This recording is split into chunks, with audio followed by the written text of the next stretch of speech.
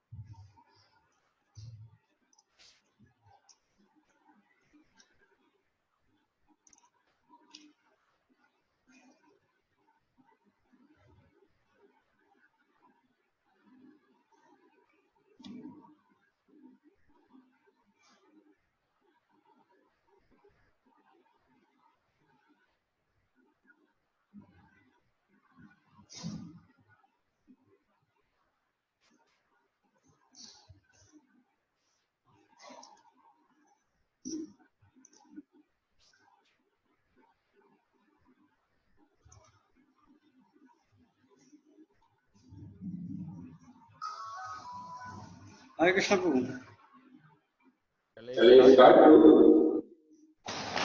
Yes प्रभु जी। ओहो, I will do it. This is a new link or the same link?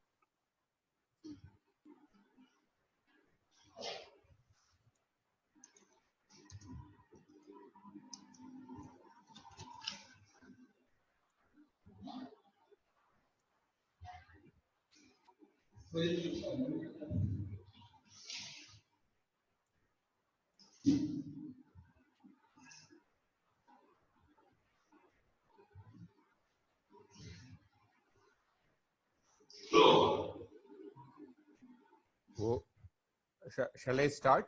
Balabhadra Kripa Prabhu. Yes Prabhu ji, please please. Okay.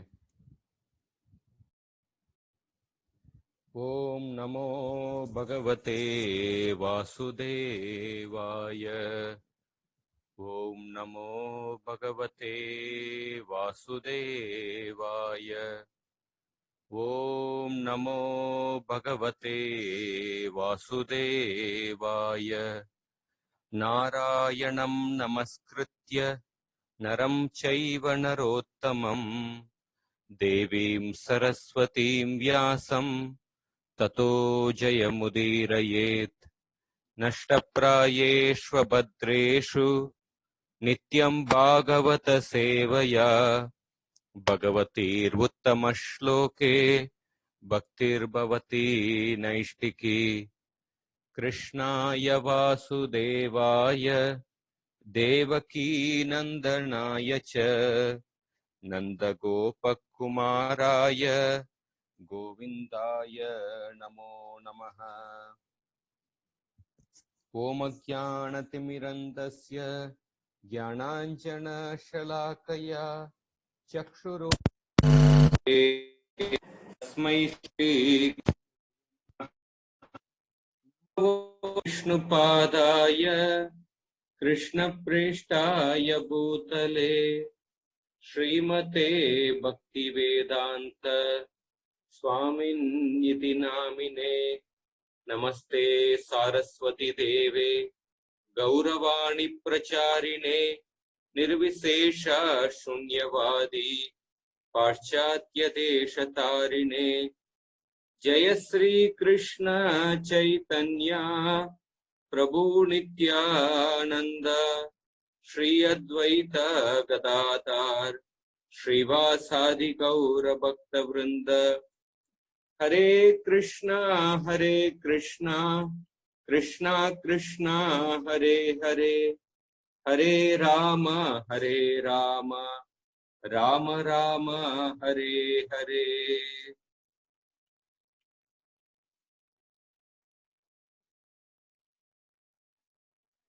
It was a message that requesting to wait for a few minutes because they got the ID. Some of the devotees are not aware of the ID.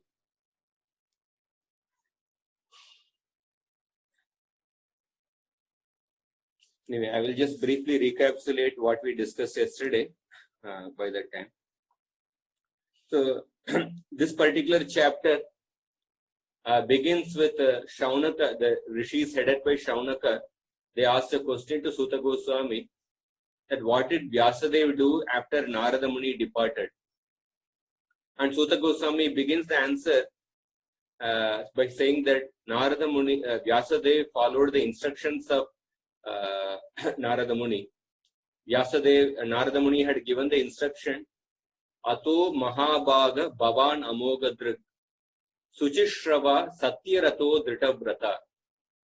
He said that you are perfectly situated in truthfulness, and you have a spotless vision, and you are pure in your mind. You must meditate upon the Supreme Lord, and then you must actually describe the pastimes of the Lord. So now Vyasadeva followed the instructions of Narada Muni.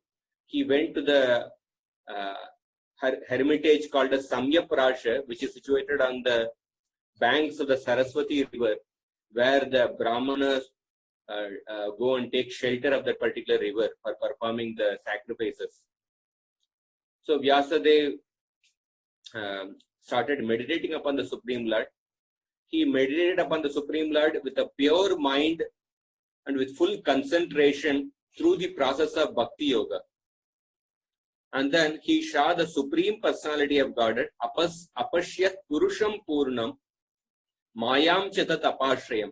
He also saw the Maya potency under the control of the Supreme Lord. And then Vyasadeva, he diagnosed the disease of the conditioned souls. The living entity, although he is transcendental to matter, but the living entity identifies himself with the matter, and then the living entity gets bewildered with the three gunas. And in that way, he takes on the material existence. And then Vyasadeva saw the Bhakti Yoga to the Lord. After seeing the disease of the conditioned soul, Vyasadeva sees the medicine or the prescription or the process by which the living entity can come out of the disease. So Vyasadeva saw the Bhakti Yoga to be the effective process which can destroy the living entity's samsara, material existence. And then after understanding that Bhakti Yoga is the process to come out of the material existence, so Vyasadeva, for the sake of the common people, the ignorant people, he wrote the Srimad Bhagavatam. And then the next verse describes that what is the glory of Srimad Bhagavatam, what is the result of hearing Srimad Bhagavatam. The primary result is that a person will develop prema bhakti towards the Lord. And the secondary result is by hearing Srimad Bhagavatam, one can actually overcome lamentation, illusion, and fear. And after compiling Srimad Bhagavatam, Vyasadeva revised the Srimad Bhagavatam and taught it to his son Shukadeva Goswami, who was situated in Brahman realization. And hearing that, the sages asked that if Shukadeva Goswami was already realized in the Brahman platform, then why did he actually take the trouble of studying Srimad Bhagavatam? So then Suta Goswami speaks this very famous verse, Atma Ramascha Munayo Nirgranta Api Urukrame Kurvant Ahetukim Bhaktim Ittam Bhuta Guno Harihi. We discussed some of the meanings of this verse, that how even those who are completely self-satisfied, they become attracted to the pastimes of the Supreme Lord, because the Lord possesses such transcendental qualities by which he can attract even the Atma Ramas. And the Atma Ramas, they perform unmotivated devotional service. Kuruvanti Ahetukim Bhaktim. Being attracted to the pastimes of the Lord, they perform unmotivated devotional service only to please the Lord. Kuruvanti means the verb is used in the Parasmai Pada sense.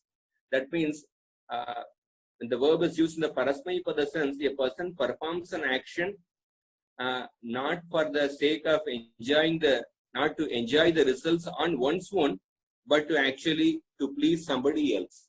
So Kurvanti Aketukim Bhakti means they perform the Lord. So with that particular verse we ended. So I will continue from the 11th verse.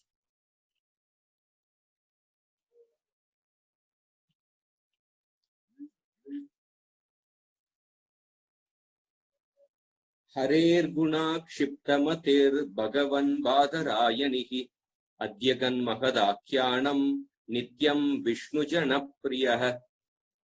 So Suta Goswami says, Shukadeva, the son of Vyasa, whose mind became distracted from trance, Harer guna akshiptamatir, that Shukadeva Goswami's mind became distracted from the Brahman platform by the qualities of Krishna. Harer guna. Adyagat. Adyagat means studied. Adyagat mahadakyana. When his mind became distracted from the trance of the qualities of Krishna, he got attracted to the Vaishnavas and studied this great literature, Srimad Bhagavatam. Adyagat Mahad Akyanam.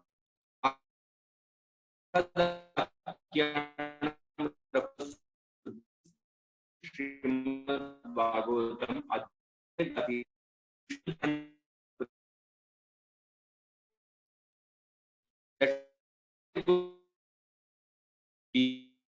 Krishna's qualities, and by the mercy of Vyasadeva, Shukadeva Goswami realized the same sweetness even more. Realized the same sweetness even more, and that is explained in this particular verse. So Shukadeva Goswami's mind was disturbed by the qualities of Krishna, but in a positive way. So generally, in a sadhaka stage, sometimes we are reading Srimad Bhagavatam, but our mind becomes disturbed or distracted to something else. Although we may be touched in the Srimad Bhagavatam. But Shukadeva Goswami, he was situated in Brahman realization, but his mind got attracted, or his mind got positively disturbed towards the qualities of Krishna. And Shukadeva Goswami thought, my intelligence is so unfortunate. Although the Lord's qualities are so sweet, but till now I was using the intelligence only in realizing Brahman uselessly. So Shukadeva Goswami got this realization that, oh, till now I was just using my intelligence in Brahman realization uselessly. So he held not only the Atma Rama's dear, when he got attracted to the qualities of Krishna, then he developed the affection towards the devotees of Krishna. Or he became dear to the devotees of Krishna. Both way we can say. Nityam Vishnu jana priya. That means he developed the affection towards the devotees of Krishna, or he became affectionate to the devotees of Krishna. So we see that yesterday also I mentioned that how Shukadeva Goswami, as soon as he was born, he went to the forest.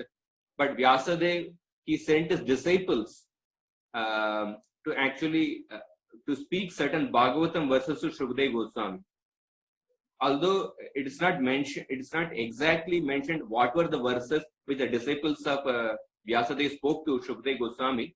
But according to some Vaishnava Acharyas, they mentioned that the disciples of Vyasadeva, who had disguised themselves as the woodcutters, they spoke 3 verses to Shukadeva Goswami. What were the 3 verses? One verse is first canto, 9th chapter, 20th verse. 1.9.20 spoken by Bhishmadev that, O king, that personality whom out of ignorance only you thought to be your maternal cousin, your very dear friend, well-wisher, counselor, is that very personality of Godhead Krishna. Bhishma told the Pandavas, you are considering Krishna to be a messenger, cousin, brother, but that person is actually none different from Krishna. And the second verse which they spoke was how Krishna gave the position of mother to Putana, Abo Bakiyam Stanakalapuram. And the third verse which they spoke to Shukdev Goswami was Barha Pidam Natavara Vapu Karnayo Karnikaram, where the gopis described the beauty of Krishna, the Venu Gita chapter. After hearing these three verses, Shukdev Goswami got attracted to Srimad Bhagavatam, and then he came to Vyasadeva, and then he studied the entire Srimad Bhagavatam. His trance was broken, and he studied the entire Srimad Bhagavatam. So we can see Vishwanath Chakravartipad says that after conquering the father and the son, that is Vyasa and Shukadeva, who are the crest, Vyasa and Shukadeva, who is the crest jewel of Brahman realization, Bhakti made them like an umbrella which gives relief to the whole world. That means like the process of Bhakti made Vyasadeva and Shukadeva Goswami like an umbrella. And then Vyasadeva and Shukadeva Goswami, they gave relief to the entire world. Vyasadeva wrote the Srimad Bhagavatam, and Shukadeva Goswami became the first speaker of the Srimad Bhagavatam. So, in fact, actually, to appreciate this verse, Atma Ramascha Munayo Nirgranta Api Urukrame, like how even the Atma Ramas become attracted to the qualities of Krishna. We have to understand who is actually an Atma Rama. So, Atma Rama means one who is experiencing Brahmananda. One who is experiencing Brahmananda. So, in order to actually understand what is Brahmananda, we have to actually, like it is described, Brahmananda is described in Taittiriya Upanishad. Taittiriya Upanishad, in the second chapter, second chapter, maybe I can send the verses also. The Taittiriya Upanishad, second chapter, the 8th Anuvakya, Taittiriya Upanishad describes the gradations of Ananda. Gradations of Ananda. So it says that first type of Ananda is called as a Manushya Ananda. And 100 times superior to Manushya Ananda is what is called as a Gandharva Ananda. Gandharva Ananda is and 100 times the superior to Gandharva Ananda is the Ananda of the just one second.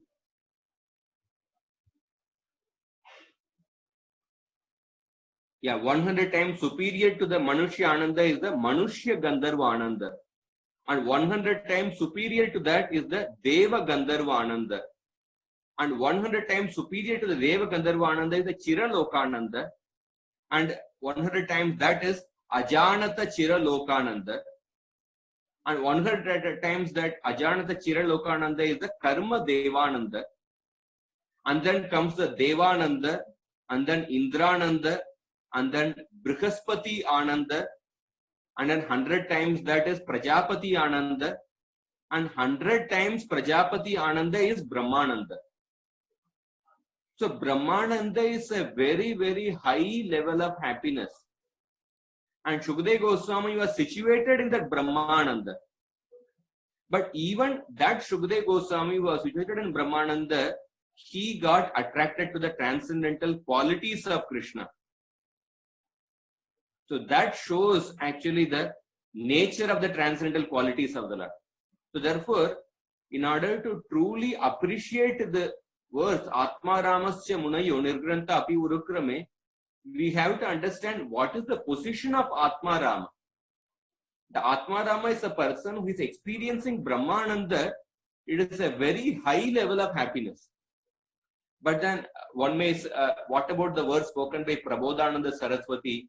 He says that Kaivalyam Narakayate, Tridashapur Akasha Pushpayate.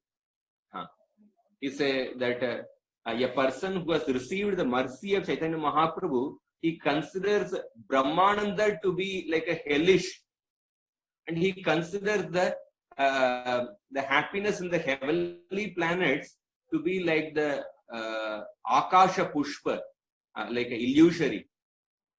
So these verses are actually spoken by a devotee whose heart is filled with gratitude towards the Mahaprabhu's mercy, and because of that he is experiencing such a higher taste, and then he is considering the Brahmananda to be hellish. So that's why there's something called as a subjective reality and the objective reality.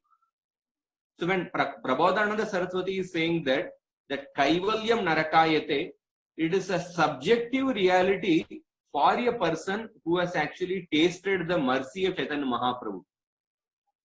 He considers Brahmananda to be hellish. But the objective reality of the Brahmananda is what is described in the Taittiriya Upanishad, that Brahmananda is like something like 10 to the power 18 or 20 times the 20 times the Manushyananda. So it is a very high level of happiness, but even such a person got attracted to Krishna's qualities, then you can understand the nature of the Lord's qualities. So that is why we have to actually we have to see like that. So here, as I mentioned, Vishnu Chakravartipad says that Vyasadev and Shukdev Goswami, they are acting like an umbrella which gives relief to the whole world. Even the 11th canto, Uddhava glorifies Krishna to be like a refreshing umbrella. Tapatrayena abhigatasya gore santapya manasya bhavadvanisha pashyami nanyat sharanam tavangri dvandvata patrat amritabi varshat. Uddhava says that my dear Lord, for a person who is tormented on the terrible path of birth and death and is constantly overwhelmed by the threefold miseries, I do not see any possible shelter other than your two lotus feet, which are just like a refreshing umbrella that pours down showers of delicious nectar. So Krishna's lotus feet are compared to the refreshing umbrella. Here, Vyasadeva and Shukdev Goswami, they are compared to the refreshing umbrella who are giving relief to the entire world. So I'll go ahead. So then Suta Goswami continues, 12th verse.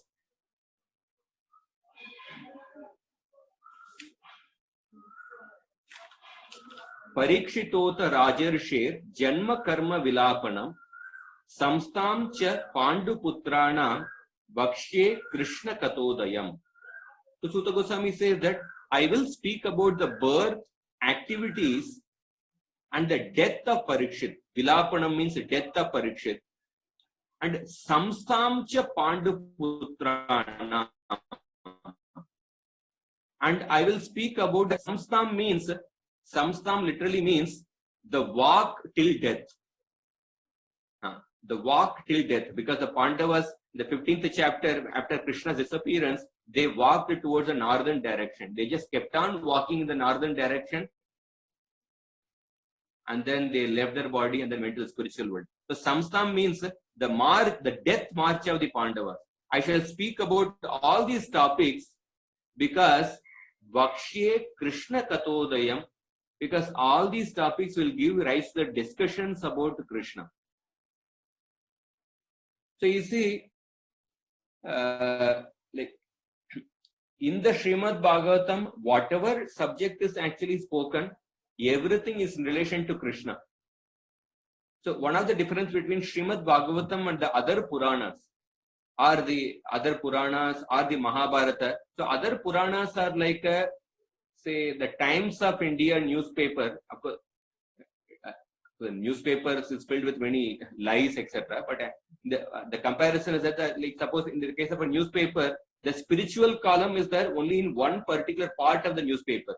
the speaking tree in the Times of India is there in one particular part. And the rest of the part of the newspaper is about different worldly news. So the other Puranas are like the, say, newspaper which has the direct devotional part only in a small section. Like in the Mahabharata, there are 3 sections which actually directly glorify the Supreme Personality of Godhead and the process of Bhakti. One is the Bhagavad Gita, Vishnu Sahasranama, and the third is the Narayaniya section, which comes in the, I think, Moksha Dharma section. The Narayaniya. In these 3 sections, you will find the direct topics of transcendence. But the other topics, other sections, you will find the different aspects of the worldly dharmas are there. But in the Srimad Bhagavatam is like a newspaper where from starting to the end, every section, every article is directly about Krishna. So that is the difference between Srimad Bhagavatam with the other scriptures. That's why Bhagavatam is considered as the Amalam Purana. So now the next section of this particular chapter. So Suta Goswami starts describing the events at the end of the Kurukshetra battle. So after the warriors of both the sides had met the end of the battlefield, so Duryodhan, his thigh was broken by Bhima, and Duryodhan was actually lying on the battlefield. And then when at that time Ashwatthama, in order to please his master Duryodhana, he went to kill the 5 Pandavas when they were asleep. But Krishna actually somehow told the Pandavas that today we shall sleep in the battlefield. Krishna took the Pandavas to the battlefield. So Ashwatthama killed the 5 sleeping sons of the Pandavas, thinking them to be Pandavas.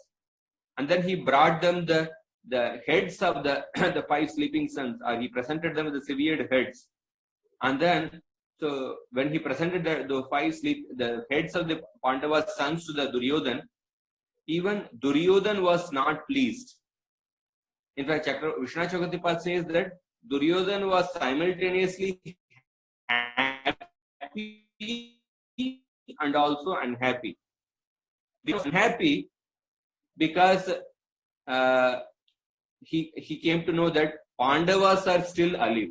Pandavas have not been killed.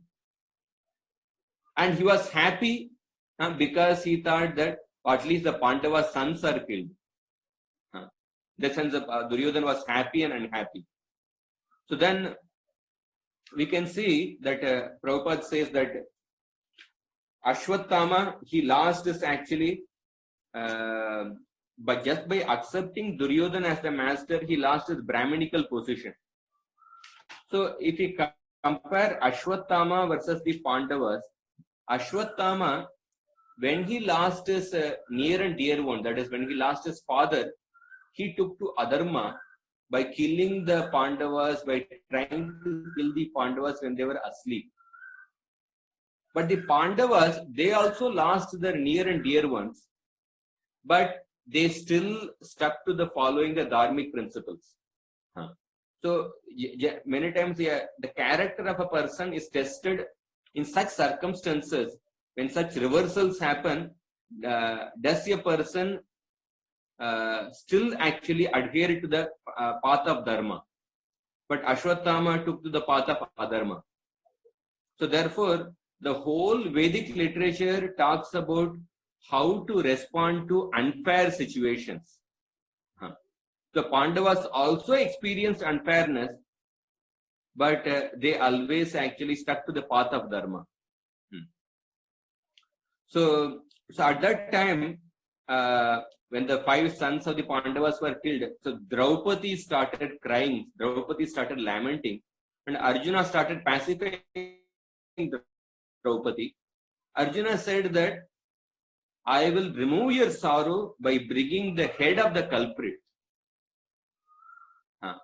By using my arrows released from the Gandiva bow. And then you can sit on the head of the culprit, and then you can bathe yourself after burning the bodies of your sons. So Arjuna pacified. So Prabhupada writes in the purport, there are 6 types of aggressors. Agnido Garadaschaiva, Shastrapanir Danapaha, Kshetra Darapahari, Shadete Atatayina. The arsonist, the poisoner, holder of weapons, the stealer of the wealth, the stealer of property, and the stealer of others' wives. So these 6 kind of aggressors should be killed according to the Shastra. Even if the person is a Brahmana or a son of a Brahmana, he must be punished in all circumstances. So in this way, Arjuna, after pacifying Draupadi's sweet words, Arjuna went on a chariot which was actually driven by Krishna, and Arjuna went after Ashwatthama.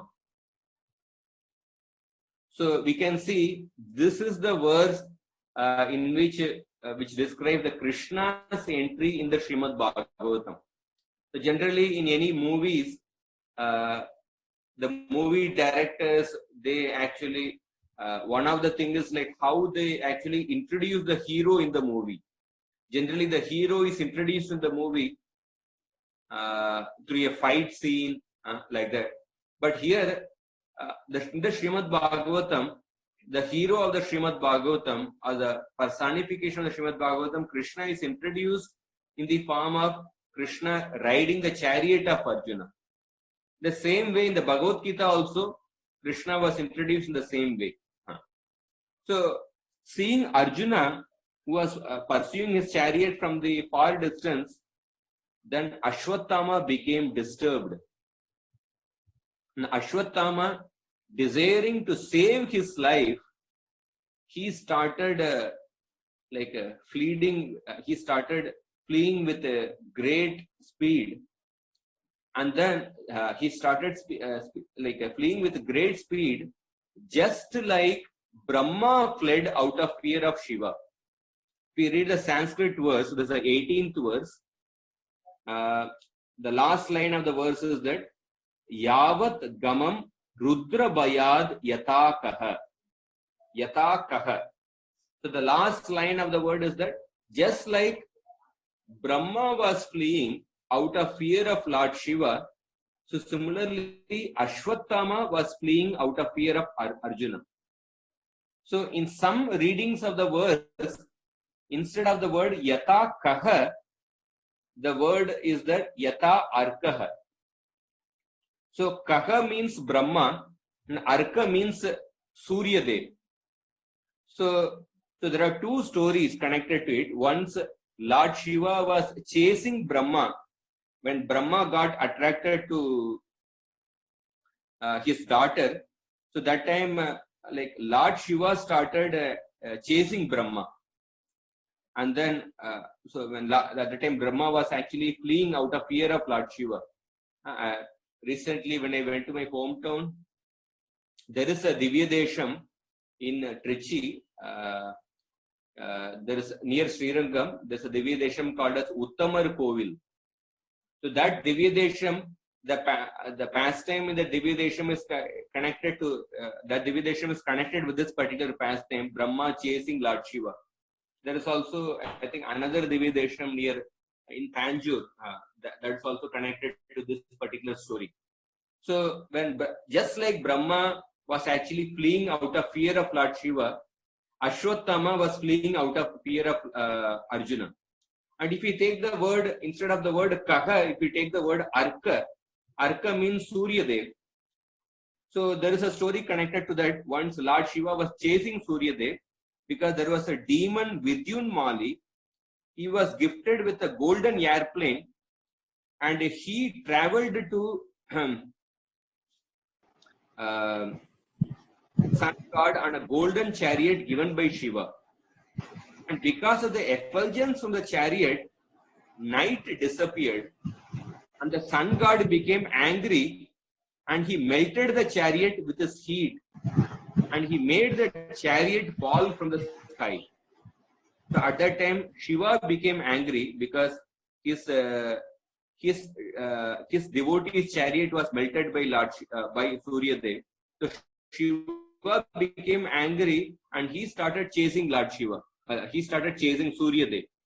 And that time Surya Dev was fleeing out of fear of Lord Shiva. And then Surya Dev known as the Surya Dev became known as Lolark or unsteady sun. So anyway, this is a story which is mentioning that, describing the analogy. This is not the main subject of this verse. But just like Lord Shiva is Surya, just like Brahma was fleeing from the out of fear of Shiva, Ashwatthama was being chased by Krishna. At that time, when Ashwatthama understood the Brahmastra to protect himself. So we see that, like Vishnu Chakravarti says in the purport, this indicates that Ashwatthama was short-sighted. 1 minute.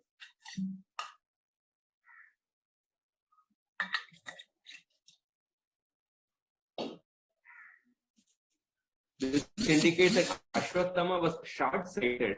Like usually, Brahmastra is supposed to be used as a last resort. 1 minute. Are you able to hear?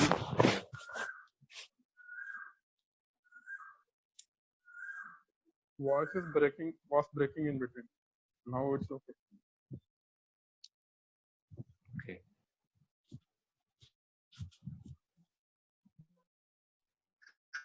Today switch up the Again breaking now.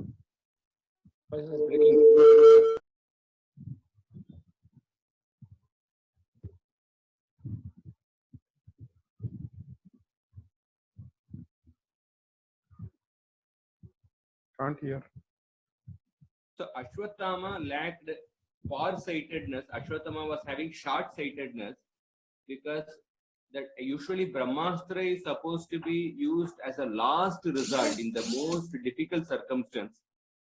But Ashwatthama, without thinking about the consequences of using the Brahmastra, just to protect himself, he started using the Brahmastra. And although like, he lacked the knowledge of withdrawing the Brahmastra, he used the Brahmastra. So we see that Ashwatthama, because he had no connection to Krishna, Ashwatthama acted impulsively. On the other hand, we will see later in the same chapter how Arjuna took shelter of Krishna. So one example of like because in this verse it's explained that Arjuna, the Ashwatthama lacked far-sightedness. Ashwatthama had short-sightedness. There is another verse in the 10th canto, 60th chapter. When Krishna was teasing Rukmini, Krishna told Rukmini that you have made a wrong choice in marrying me. And Krishna told that marriage and friendship are proper between two people who are equal in terms of their wealth, birth, influence, etc. But never between a superior and an inferior. And then Krishna said that, like, oh Vaidarbi, oh Rukmini, you have married me because you are lacking far-sightedness. Not being far-sighted, you chose me as your husband, even though I have no good qualities, even though I am glorified only by the deluded beggars. So Krishna accused Rukmini to be lacking far-sightedness. But what was the Rukmini's response? Rukmini's response comes in the same chapter later. In one verse, Rukmini says that Tvam nyasta danda munibir gaditanu bhava atmatma dascha jagatam itime vritosi hitva bayat dhruva udirita kala vega dvasta shishobja bhavanaka patin putronye. Rukmini said that actually you are saying that I married you because of lacking farsightedness. But actually, I chose you as my husband after making an exhaustive universal appraisal, including I considered candidates like including Brahma and Shiva. I chose you as my husband because it was not a blind choice, that I actually considered even personalities like Brahma and Shiva and the other rulers of heaven, whether they will be the right candidates as my husband. But when I saw that all these rulers of the different planets, even they are under the influence of time, even they will be frustrated by the powerful waves of time which emanate from the eyebrows of you.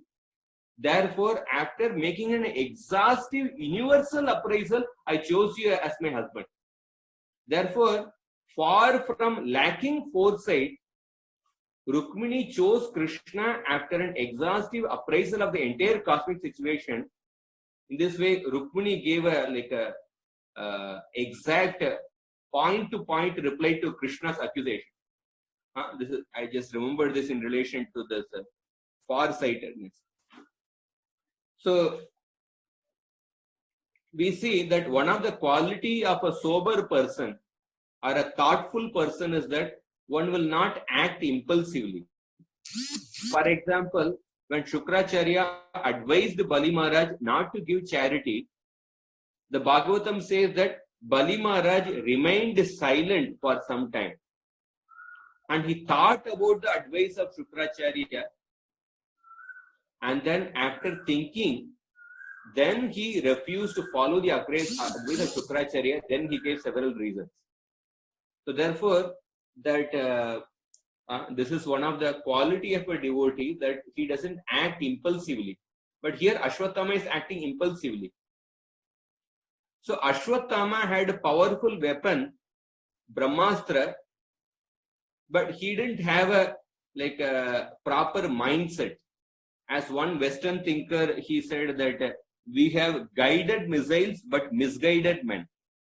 Ashwatthama is an example that he was a misguided person. He was an impulsive person. He lacked farsightedness, but he had a guided missile like Brahmastra. So Devamrit Maharaj was mentioning that like there was a research conducted by the scientists.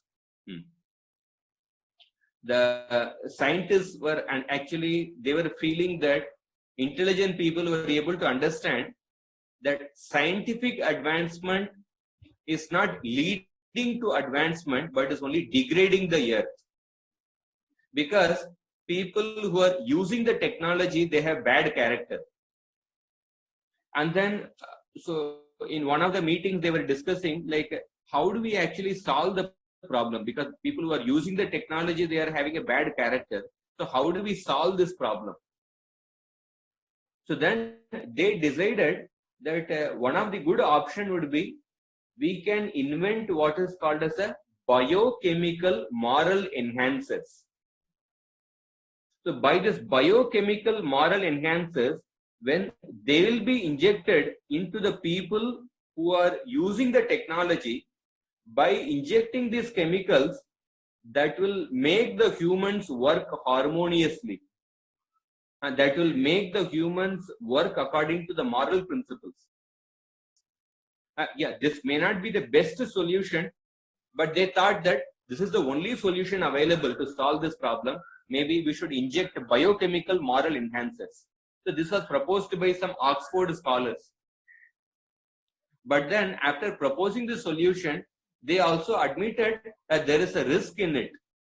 There's a risk in the solution. What was the risk? The people who developed biochemical moral enhancers and who supervise the development are probably the people who most need it.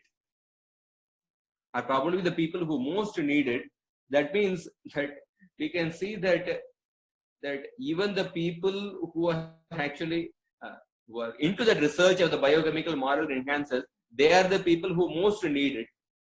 That means like they have to be injected first proper moral enhancers to do the research in a very in a moral way. Otherwise, they may do some cheating with the research, and then they may come up with actually like a very bad solution. So in that way, we see that whenever we talk about power, power has to be with the person who is actually, who has a proper composure. And when we read the Mahabharata, when Dronacharya gave Brahmastra to Arjuna, and then Karna and Ashwatthama, they also approached Dronacharya that you have given Brahmastra to Arjuna, we also want Brahmastra. You should be equal to us. So they brought the point of socialism that if you have given Brahmastra to him, then you should give to us also. But the point is that like socialism cannot be applied. Application of socialism everywhere is dangerous because you have to see the qualification of the person.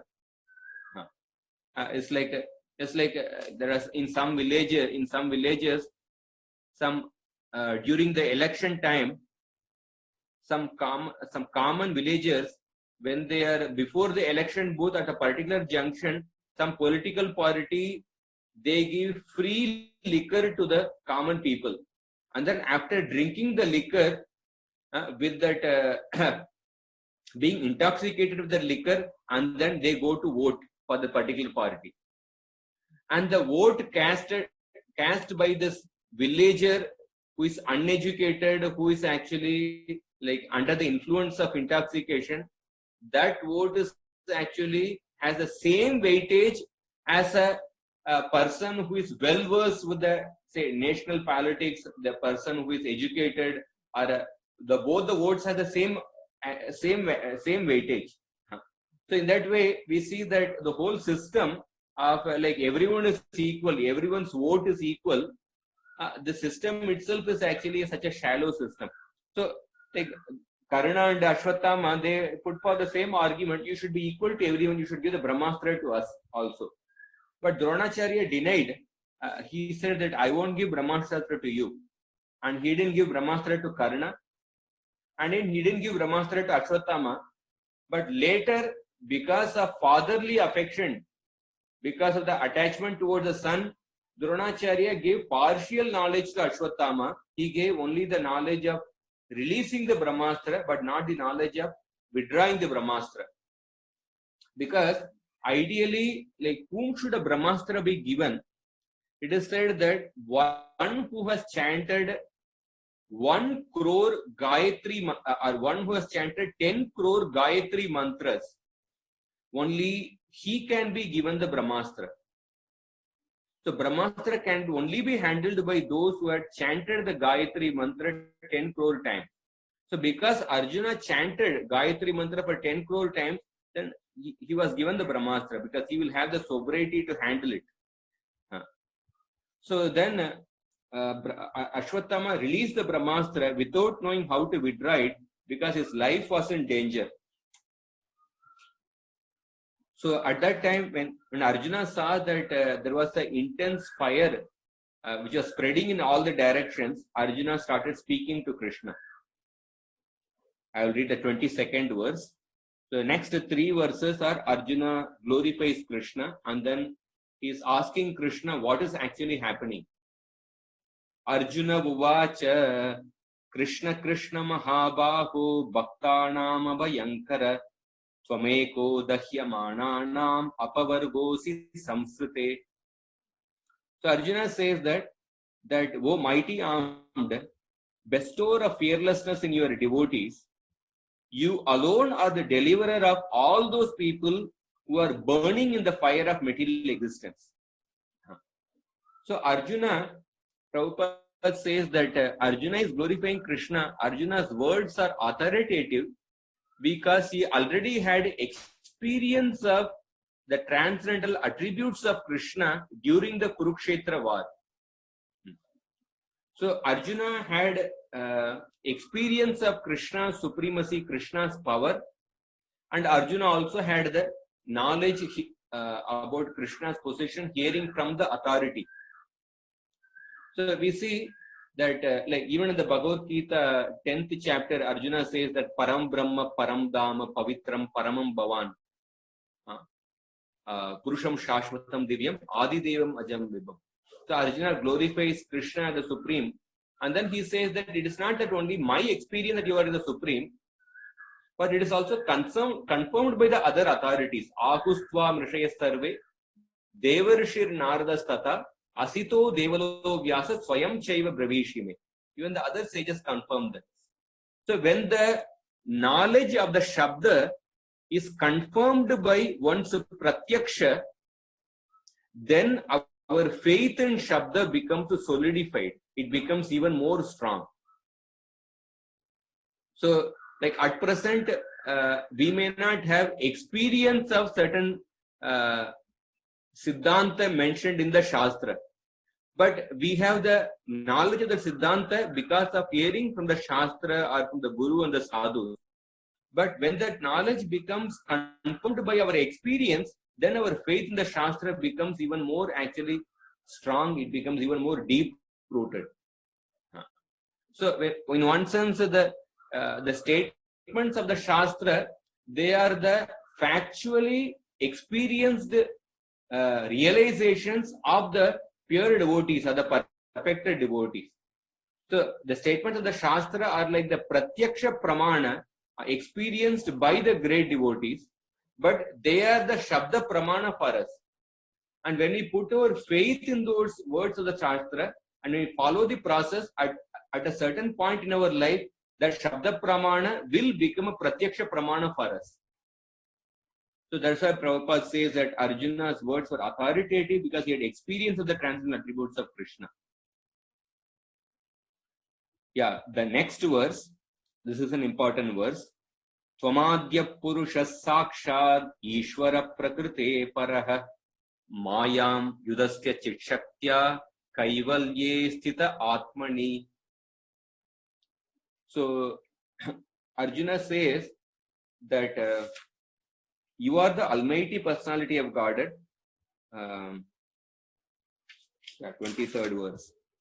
You are the original personality of Godhead. From him everything emanates.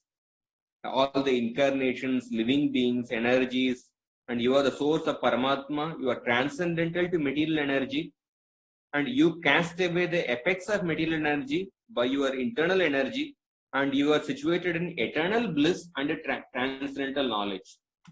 So I will actually just mention some points on this particular verse, because this particular verse is quoted by Jiva Goswami in the Bhagavad Sandarbha. Just few points I will mention from that. So I will read another translation of this verse. So Arjuna is saying that Tvam Adya Purusha, you are directly the original person. Sakshat Ishvara, you are the Supreme Lord. Prakrite Paraha, you are beyond the material energy. Mayam Yudasya Chit Shaktya. Chit Shaktya refers to the internal energy. By dint of your internal energy or the conscious potency, Mayam Yudasya, you have cast away the effects of Maya. And Kaivalye Sthita Atmani. Kaivalye Sthita Atmani, that means you are always situated in your own self, the state of absolute unity. So Kaivalya normally refers to liberation.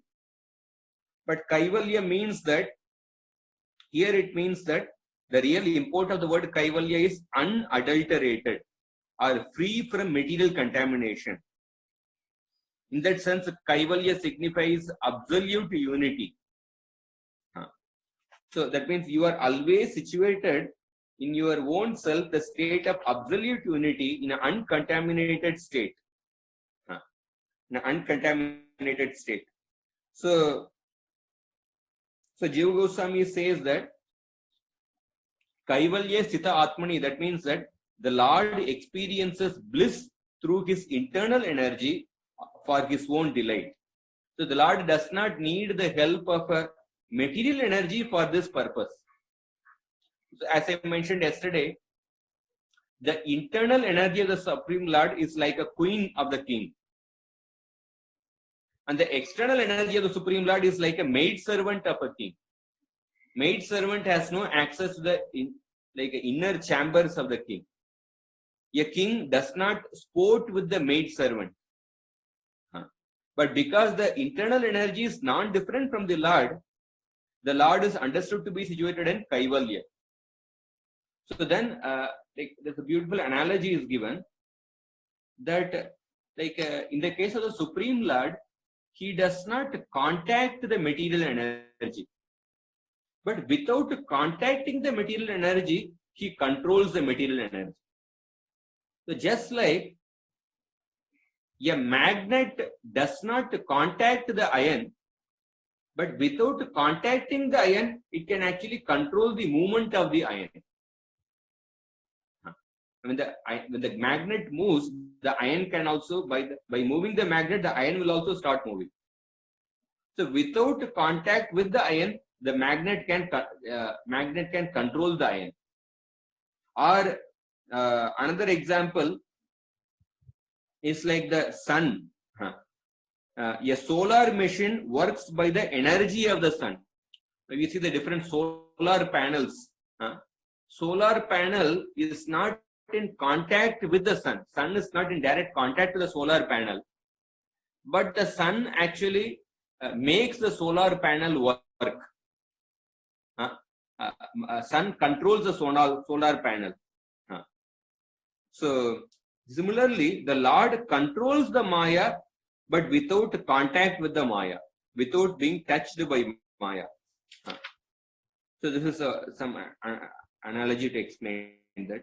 And then another point Jiva Goswami says is that if the Supreme Lord is transcendental, Prakrite Paraha, and is situated in pure bliss, how can he even experience Maya to thus control her? Because if he is situated in pure bliss, then how does he even experience Maya to control Maya? Because in order to control the Maya, you should have some experience of Maya. But if he is already situated in pure bliss, then how does he actually experience Maya in order to control Maya? So Jiva Goswami says that Arjuna answers this question by saying that the Lord presides over Maya, having subdued Maya by his Chit Shakti. The Lord remains free from Maya, and the Lord perceives Maya through his internal potency. Through his internal potency. Since the inert Maya functions according to certain specifications, we can indirectly infer or presume that the internal potency is what sets Maya in motion. So the Lord actually perceives Maya through the internal potency. So that is why the word used is Mayam Yudasya Chit Shaktya. Mayam Yudasya Chit Shaktya. That means by your internal potency, you have cast away the effects of Maya.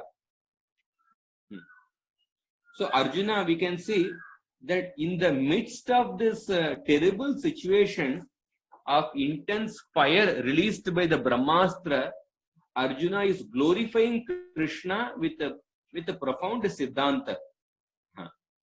And then the next verse, Arjuna says that Sayeva Jiva Lokasya Maya Mohita Chetasaha Vidatse Svena Viryena Shreyo Dharmadi Lakshanam. Although you are non-different from your spiritual energy, you benefit all the jivas bewildered by Maya through your power by giving them Dharma, Artha and Kama. Vidatse Svena Viryena Shreyo Dharmadi Lakshanam. So although the Lord is actually situated in the spiritual energy, but still the Lord benefits the jivas who are bewildered by Maya by giving them Dharma, Artha and Kama. And Prabhupada gives another different way of translation, which is also beautiful. Prabhupada says that although the Lord is beyond the purview of Maya, but the Lord executes the principles of Dharma, Artha and Kama for the ultimate benefit of the conditioned soul. Just like Krishna says in the Gita, Karma naivahi samsiddhim astito janakadayah loka sangraham evapi sampashyan kartumargasi. Even those people who are completely self-satisfied, like Janak Maharaj, even they performed the prescribed duty for the sake of setting example for others. And then Krishna speaks those famous verses, Yadyad Acharati Sreshta. And then he says that I don't have any duty to perform in the three worlds. But if I fail to perform the duties, then the whole world will be ruined. The same point actually Prabhupada says here. Although the Lord is beyond the purview of Maya, the Lord executes the four principles of religion. And how Krishna followed the principles of religion, we can see that in the 10th canto, 69th chapter and the 70th chapter, Krishna's daily activities in Dwaraka. And also in the Nectar of Devotion, out of the 64 qualities of Krishna, the 30th quality of Krishna is called as Dharmikaha, how Krishna followed the Dharmic principles. So that can also be seen in this connection. And then Arjuna says that Tatayam chavataraste bhuvo bhara jihirshaya swanam chananya bhavana anudyanaya chasakrat. You appear in this world in this way, in your spiritual form, with a desire to relieve the burden of the earth. Bhuvo bhara jihirshaya. And swanam cha ananya bhavana. Not only you appear to relieve the burden of the earth, but swanam means that you are dedicated devotees, ananya bhavana, in order to give continuous happiness, asakrit, anudyanaya asakrit, in order to give continuous happiness to your dedicated devotees by letting them worship you. So Arjuna speaks about the two reasons for Krishna's appearance. The internal reason for Krishna's appearance is to give continuous happiness to his pure devotees, and the external reason is to relieve to remove the burden of the earth, to establish dharma. And then after glorifying Krishna in this way, then Arjuna is asking, what is happening here? I don't know where this heat is coming from. This terrible fire is spread out in all the directions. So Prabhupada says that anything that is presented before the personality of Godhead should be so done after due preparation of the respectful prayers. So after glorifying the Lord, although it is an emergency situation, even in that emergency situation, Arjuna followed the etiquette of actually glorifying Krishna, and then he actually put forward the request. So similarly, that when we go in front of the deity, we should actually glorify the Lord. We should actually thank the Lord for whatever he has provided to us. Then after doing that, then we can actually offer a prayer. We can express our desire to the Lord. So at this point, I will just take a break and take some questions, and then we'll go ahead.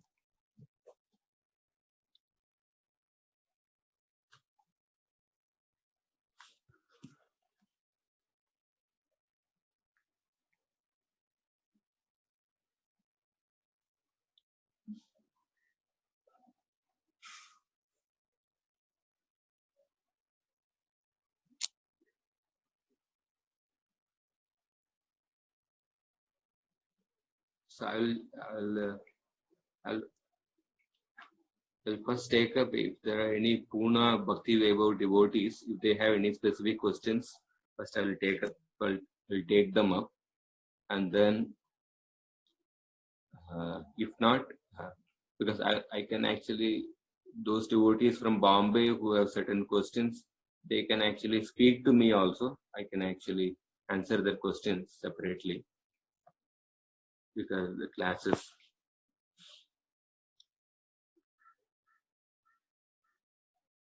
There is a question from Raghav Kripa Prabhu.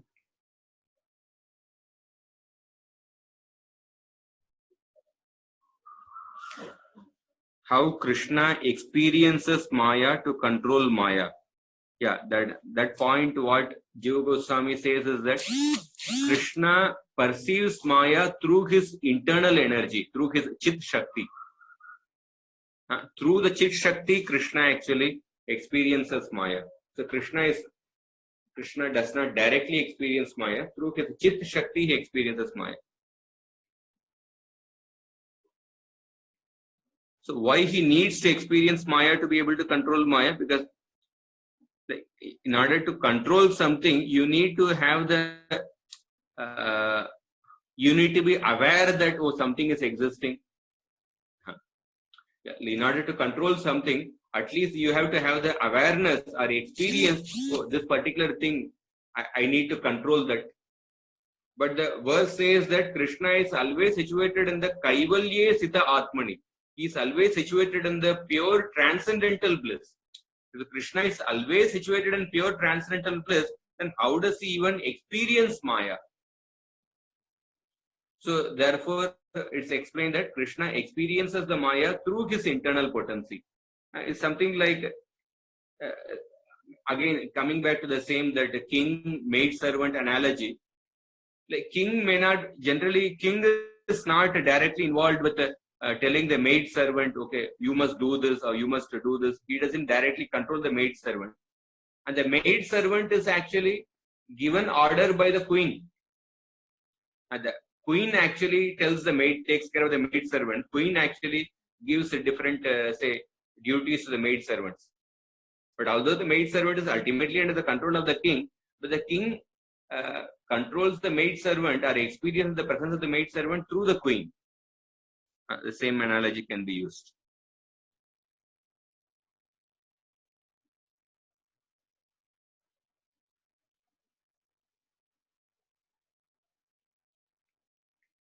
Karna also went to Dronacharya to ask Brahmastra, can you tell more about this episode? As what we have heard is that Karna went to acquire knowledge from Parashuramji. Yeah, in the sense, Karna went to actually Dronacharya, but when Dronacharya denied, Dronacharya rejected Karna because Karna actually took birth from a lower family. So therefore, Dronacharya, like he actually he told that I will not give the Brahmastra to Karna. So then after that, Karna went to Parashuram. Since he could not receive the Brahmastra from Dronacharya, that Karna also received some training from Dronacharya according to Mahabharata, but Karna especially wanted the Brahmastra, but Dronacharya did not agree to give the Brahmastra. So therefore, Karna went to Parashuram. So Karna went to Parashuram not for education, he wanted Brahmastra from him. And for that, he actually he disguised himself as a Brahmana. Because Parashuram had a vow that he will not give the knowledge of the like a Shastra to the Kshatriyas, only to the Brahmanas. So therefore, Karna cheated Parashuram, and then you know the story that how Karna was exposed, and then Parashuram cursed Karna that okay, you will lose the knowledge at the time of the greatest need.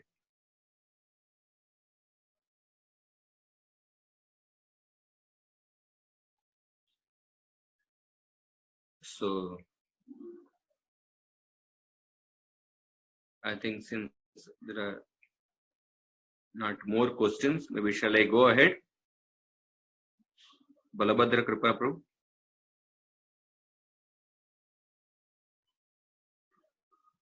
How does internal energy interact with the external energy? So external energy is like a counterpart of the internal energy. External energy is a counterpart of the, just like the material world is the perverted reflection of the spiritual world. External energy is a counterpart of the internal energy. So even the Parvati Devi is a expansion of Lakshmi or the expansion of Srimati Radharani. So the internal energy guides the external energies, how to serve the Lord. It's not more details given, but we can, of course, the analogy which I say, just like the queen actually gives guidelines to the maid servants how to serve. The king is not directly involved in actually giving order to the maid servants. The queen takes care of the different service schedule of the maid servants. So this last question, and then I will continue.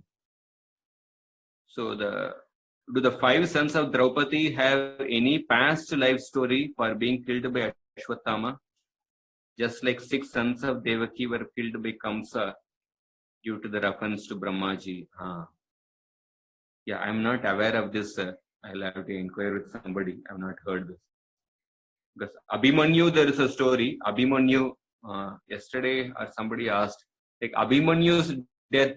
Abhimanyu is also the son of the Pandavas.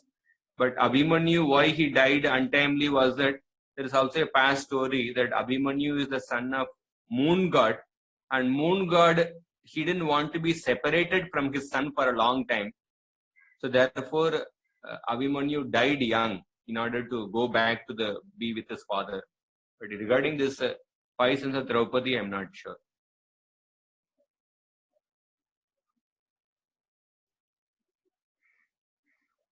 How much Ashwatthama was short-sighted and making destructive plans? How such people are harmful to the society?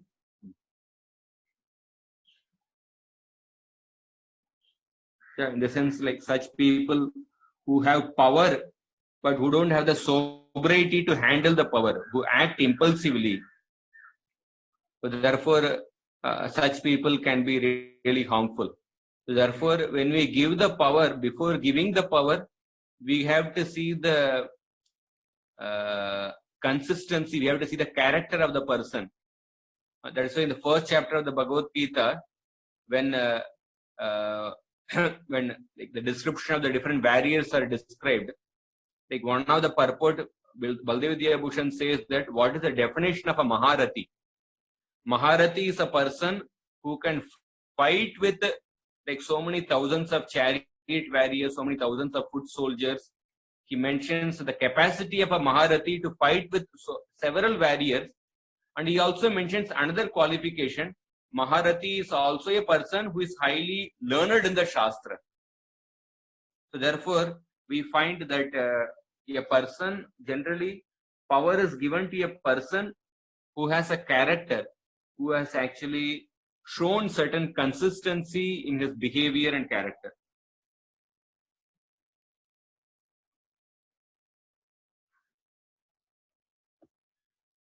In an emergency situation, how to develop the prayerful attitude in emergency situation.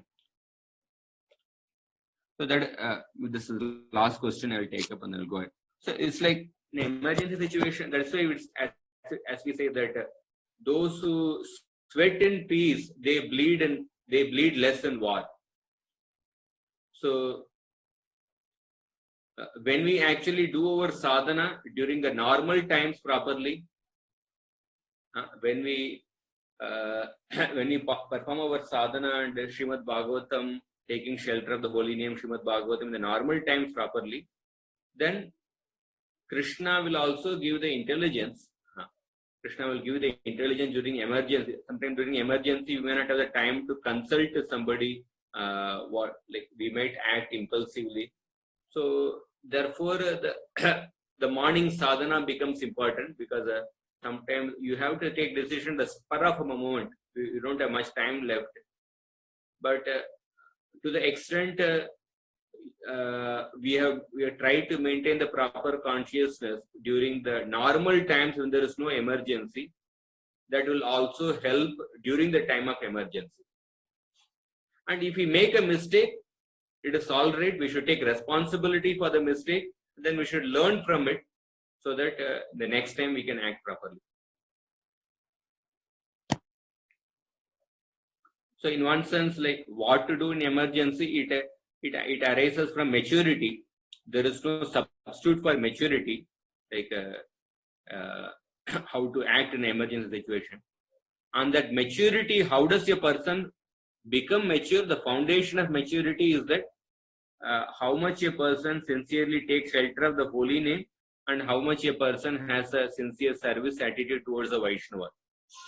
So when this foundation, if you work on this foundation, then it will help us to become mature, and then and with that maturity, we will get the right sense to make the decision even during the emergency. So I will go ahead. So we are in the verse number so till 26th verse we completed. 27th verse. So when Arjuna actually asked, made this request to Krishna, Krishna says that what is happening here is because of the Brahmastra released by Ashwatthama, and Ashwatthama is released because seeing the danger to his life, and he does not know how to withdraw it. And then Krishna says that Nak asyanya tamam kinchit astram pratyavakarshanam jak astra teja unnadam astragyo astra tejasa. There is no other weapon which can counteract this particular weapon. You must destroy the profuse fire of this weapon with the fire of your Brahmastra. So you must release your Brahmastra to counteract this Brahmastra, and then you must actually withdraw both the Brahmastras. So Prabhupada, and then when hearing the advice of Krishna, Arjuna actually performed Achaman, circumambulated Krishna, and aimed his Brahmastra in order to counteract Ashwatthama's weapon. And then the combination of both the Brahmastras, it was like, it combined like the sun in the sky and the fire emanating from the Sankarshan's mouth.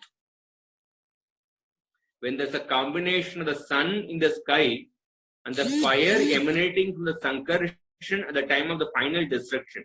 If we read the 11th canto and also I think 5th canto, chapter 25 or something, where the glories of Lord Ananta are described. So at the time of the annihilation, Lord Ananta actually he emanates fire from his mouth, because when he saw that the living entities were actually did not utilize the opportunity to perfect their life, then Lord Ananta, because of his anger, he releases the fire from his mouth. So the combination of the sun, the sky, and the fire from the Sankarshan's mouth. So that was the intensity of the two combined Brahmastras. And the two combined Brahmastras increased in strength. There is some background noises coming.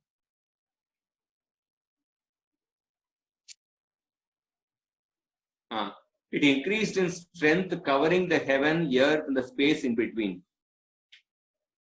So then, seeing the great fire burning in burning of the three worlds, all the citizens afflicted by the heat thought that this was the fire of final destruction. So they felt that actually the pralaya has come. So then, when Arjuna saw the danger to all the inhabitants of the universe, and then understanding the will of Krishna, Arjuna withdrew both the weapons. So there is one understanding given by Madhvacharya in the Mahabharata Tatparya Nirnaya. He says that why Ashwatthama did not have the knowledge of withdrawing the Brahmastra, but Arjuna had both the knowledge of releasing as well as withdrawing the Brahmastra. So Madhvacharya says that because Arjuna was greater than Ashwatthama in sense control. Madhvacharya quotes the incident of how when Arjuna was proposed by Urvashi in the heavenly planets, but Arjuna actually declined to the request of Urvashi and exhibited his sense control. So because Arjuna had such sense control, therefore he also had the power to withdraw the Brahmastra. Because so sense control involves like withdrawing the senses from the sense objects. Because Arjuna was had great sense control, therefore he also had the power to withdraw the Brahmastra. Whereas Ashwatthama was not like Arjuna in sense control, therefore he lacked the knowledge of withdrawing the Brahmastra. This is one point mentioned by Madhvacharya. So Prabhupada in this purport, he makes a comparison between the Brahmastra and the modern nuclear weapon. So both the weapons work on total combustibility, but Brahmastra is obtained after pleasing a superior authority, but nuclear weapon is obtained by one's own endeavor without submitting to a superior authority. And Brahmastra is actually, it's a subtle type of weapon produced by chanting the hymns, and nuclear weapon is a gross type of weapon. And the subtle science of chanting is also material, but it has a direct relationship with the spiritual method, which is still subtler. And the heat produced by the nuclear weapon is insignificant compared to the heat produced by the Brahmastra. The Brahmastra can destroy the whole cosmic situation, but nuclear weapon can at most blow up one particular globe. And all the people in the world, all the planets felt the heat of Brahmastra. So this is some comparison. Yeah, going ahead. So Arjuna withdrew both the Brahmastras. Then Arjuna, he caught Ashwatthama and tied Ashwatthama with a rope like a beast. And then Arjuna brought Ashwatthama. So when Krishna saw Ashwatthama being bound by the ropes, then Krishna became angry and spoke to Arjuna. In this particular verse, it is described that Krishna is called as Ambujekshana, the lotus-eyed Krishna. The Prabhupada says that Krishna's anger is on a transcendental plane. And so, although Krishna was angry, but his eyes were described as a lotus eyes.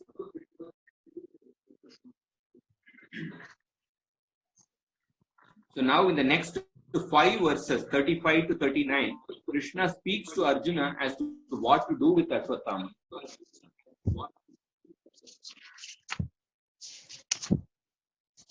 So Krishna says that you should not release this friend of a Brahmana who murdered innocent sleeping children in the night.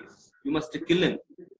And then Krishna says, 36 verse is an important verse, Mattam pramattam unmattam Suktam balam striyam jadam prapannam viratam vintam. आपने बोला कल वाला हिंदी का पढ़ने को हरि बोल.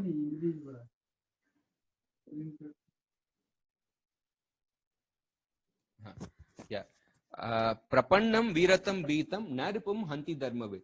The knower of the dharma does not kill an enemy who is matta, drunkard, pramatta, who is inattentive, unmatta, who is insane, and suptam, who is actually sleeping, balam, who is young, and striyam, a female, or a jadam, a immobilized person, and prapannam, a knower of dharma, will not kill a person who is surrendered, and viratam beatam, he will not kill a person who is without a chariot or who is afraid.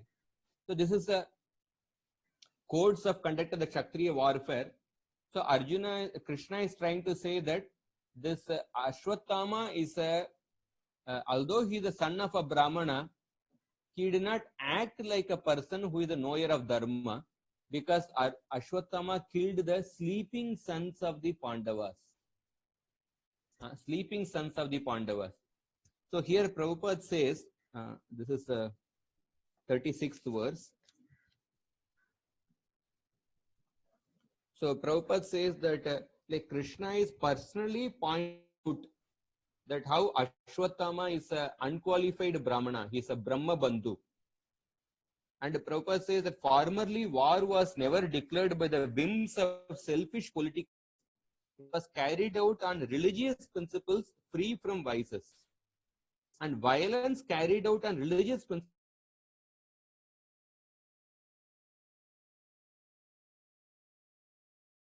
Buddhist philosophy is ahimsa. But many of the Buddhists are non-vegetarians.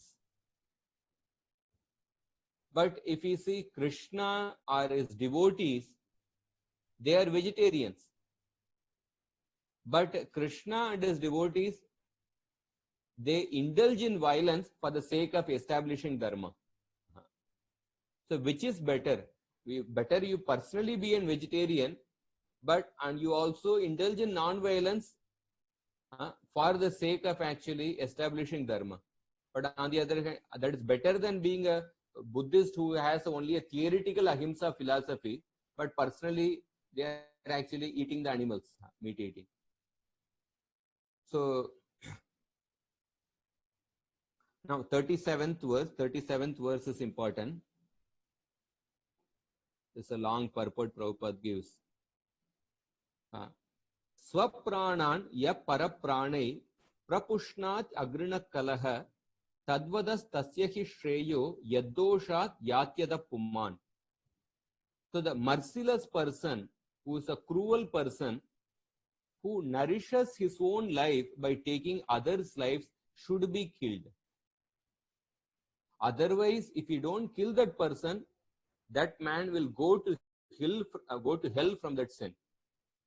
That means here in this purport, Prabhupada talks about the principle of life for life. So when a person has actually murdered others for the sake of protecting his own life, such a cruel person must be killed. So when we kill such a person, that will save that person from going to hell. And in the next life, that person will not have to suffer for his act of murder. And the death sentence is the lowest possible punishment offered to him.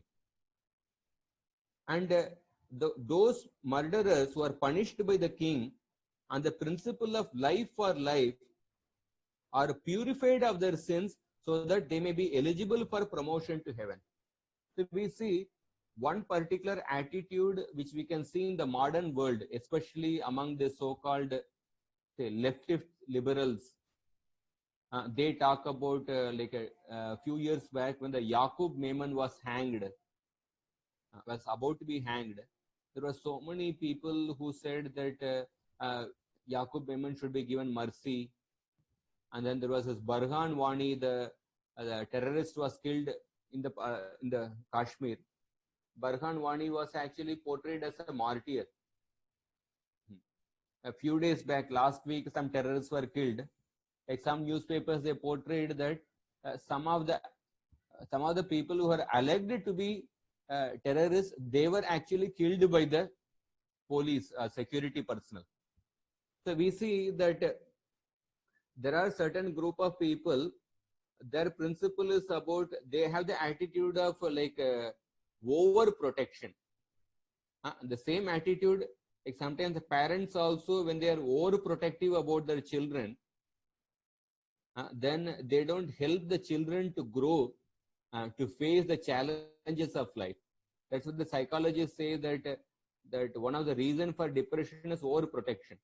And some of the like animal activists, like PETA, that prevention of cruelty towards animals, they say that the cows should never be milked, and bulls should never be actually engaged in actually pulling the cart, or they should never be engaged in heavy work.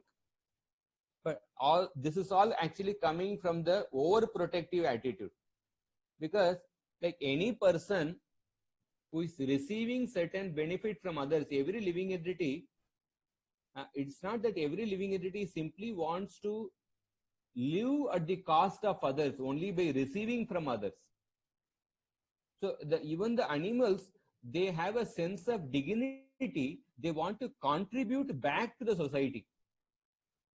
So that is why, like, as well as Radhanath Maharaj mentioned in one of the GEV inauguration lectures, he said, cow protection means it is not simply not killing the cow.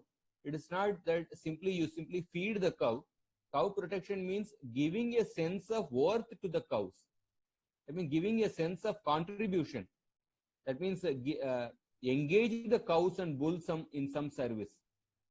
Because every living entity has a sensitivity that they don't want to, nobody simply wants to keep receiving from others, but they want to actually contribute back.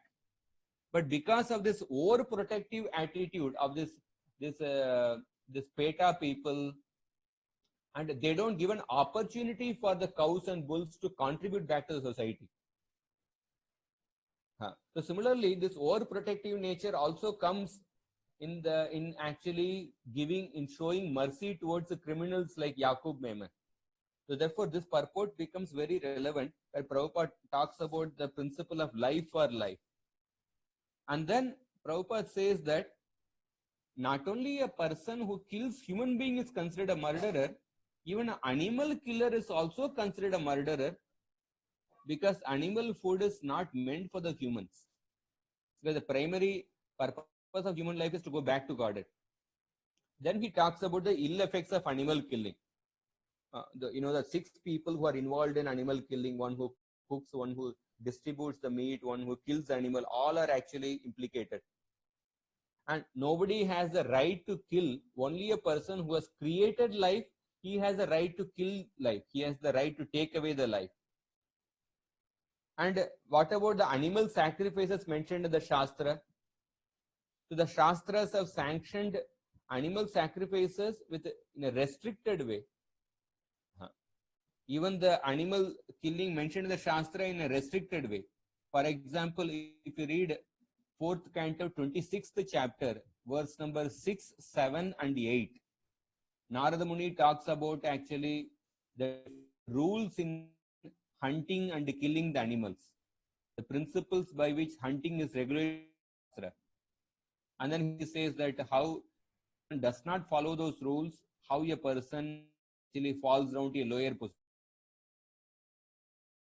And animal sacrifice is good for the animal as well as for the animal eater. The animal is saved from the processed type of sins, and animal gets a human body. Of course, in Kali sacrifice is forbidden. Ashwamedam, Gavalambam, Sanyala Paitrikam, Devaren Sutotpattim, Kalau Pancha Vivarje. 5 things are forbidden. And then because of there is killing, therefore there is a that is pestilence, etc. After speaking, then Krishna said that I heard that you that you would bring the head of the killer of. Therefore, here that you must kill Ashwatthama. So, if we see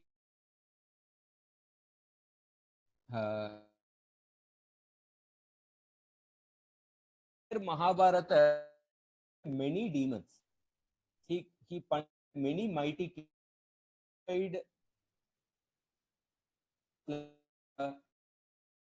and Brahma who had temporarily become arrogant. Some of the demons were killed, or some of them were punished, not killed, and some of them actually corrected, like Indra. Ashwatthama,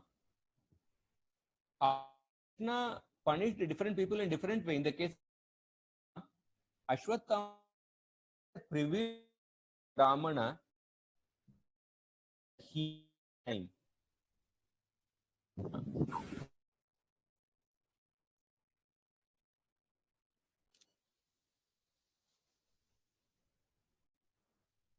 Ashwatthama had like voice is breaking.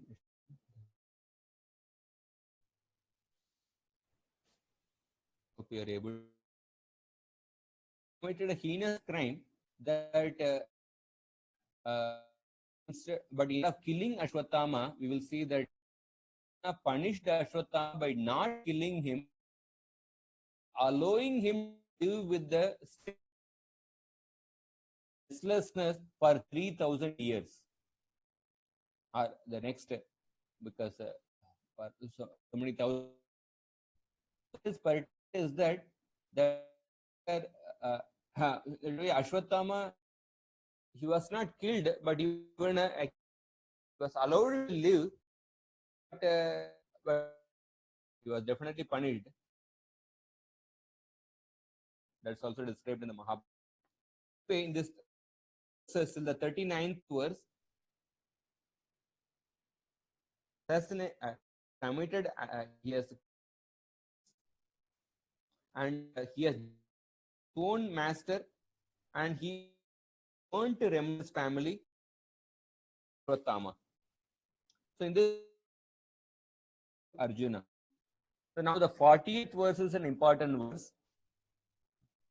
Evam imam partha krishnena choditaha nai dantu yadyap atmahanam. So Sutta Goswami says, Krishna, who was examining Arjuna's religion, Parikshita Dharma, and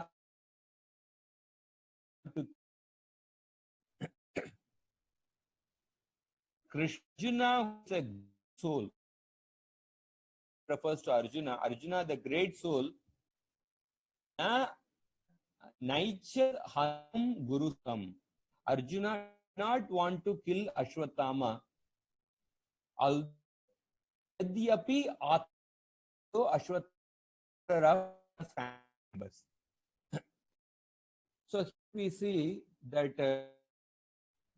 Krishna Arjuna to kill Ashwatthama, but actually test in this Arjuna in his sense justice.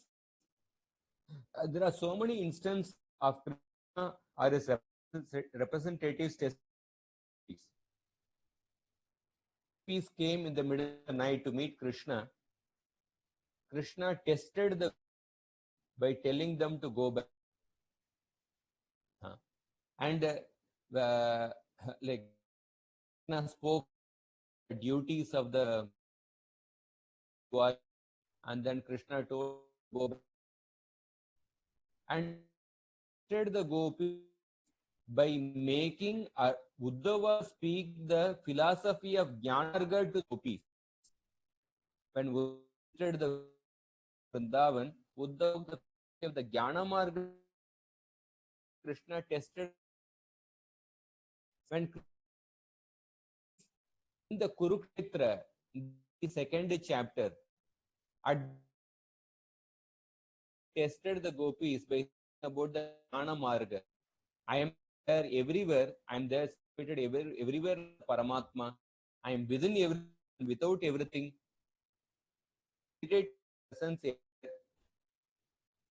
So Krishna personally tested the gopis through Uddhava by speaking the philosophy karma or the Jnana Marga. Narsingadev, please ask for Vishnu tested Maharaj. Matkana Mavendra Triniteham behavior and to benediction. Please ask. And sometimes the Lord's devotees like Shukadeva Goswami, they also Shukadeva Goswami also tested Parikshit Maharaj 3 times in the Bhagavatam. Beginning of the 6th canto, tested Parikshit Maharaj by giving the karma kanda. When Maharaj asked how people in the hell can be delivered. End of the Goswami test Parikshit Maharaj's intelligence. Parikshit Maharaj eager by summary entire verses.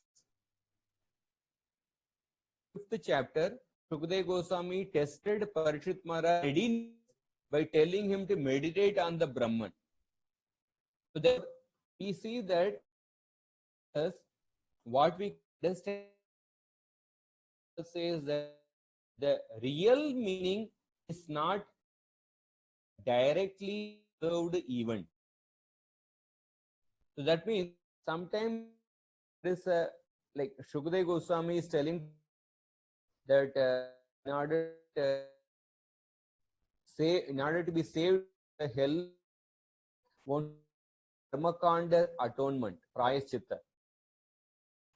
So the literal that Goswami is representing the karma kanda process. But the scriptures are with the feelings and the intention of people who are speaking. Shukdev Goswami was taking Parishit intelligence, easy satisfied the karma solution. Sometimes the verses of the Shastra takes inner purpose of speaking, like Dhruva. So one of the when we talk exams in the life, modern world, people actually spend their life for exams. Like actually modification in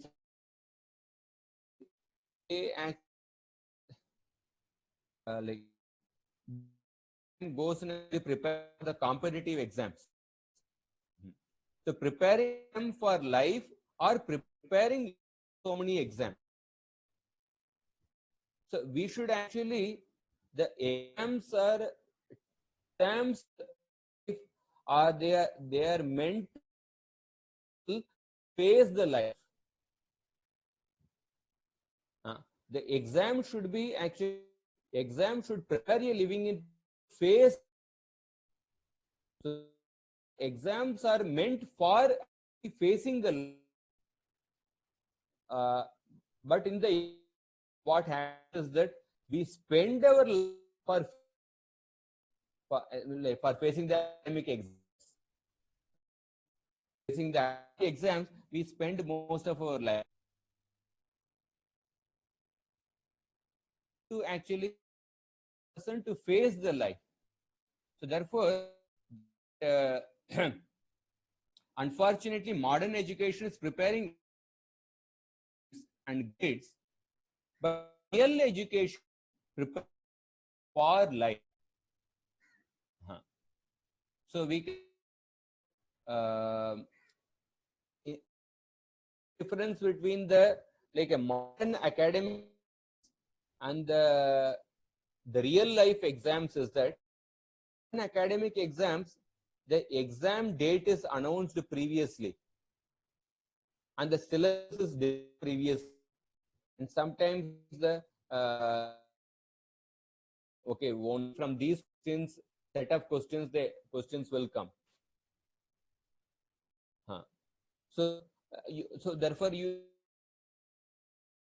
seriously, but the real exam are such that they are completely surprise exam.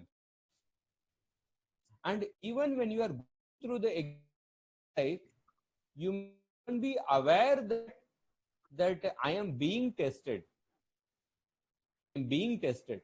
Like suppose some in colleges there are surprise exams, tests, like at least till the time the surprise test, but suddenly that today we are. But once the test starts, at least student hear that I have to write answers for the questions. But in the real exams, the situations are such that you not even be aware that you are being tested. So in order to pass the exam, you should have really assimilated the Siddhanta. Only those people assimilated the Siddhanta, those who have internalized the Siddhanta, only such people can pass the real life exam. Just when Maharaj, like Parishit Maharaj asked into Shukdev Goswami, how the people, hellish planets answer that perform the karma kanda. But the answer, Shukdev Goswami was tested Parishit Maharaj, satisfied with the answer. So normally in a surprise test, ask the questions student, and then the student is expected to give the answer.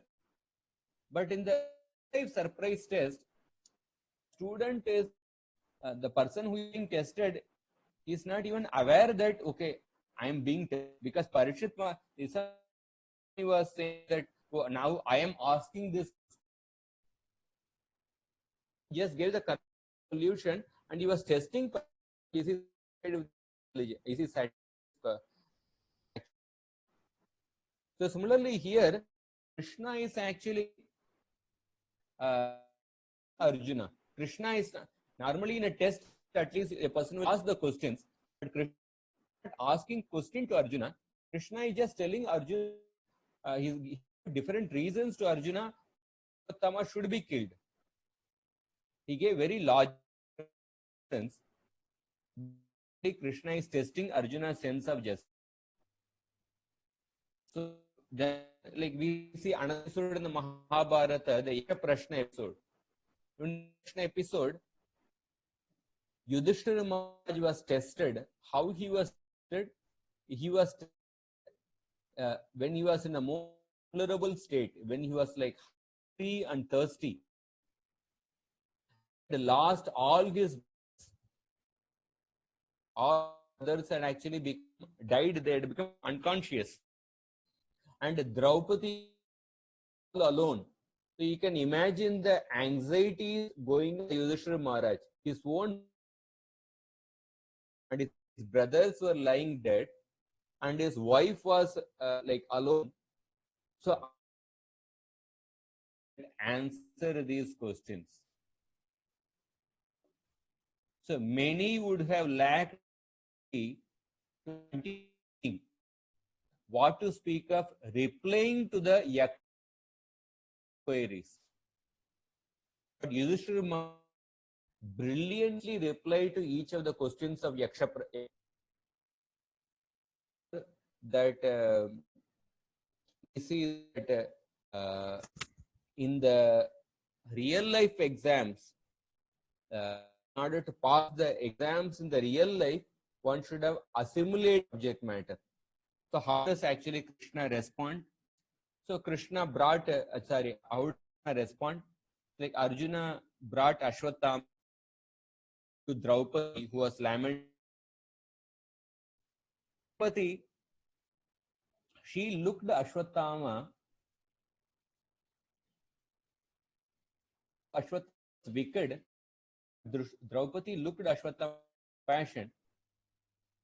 Son of the Ashwatthama was bound like an animal, but Draupadi offered respects to Ashwatthama. Wait for 1 minute. Get some water.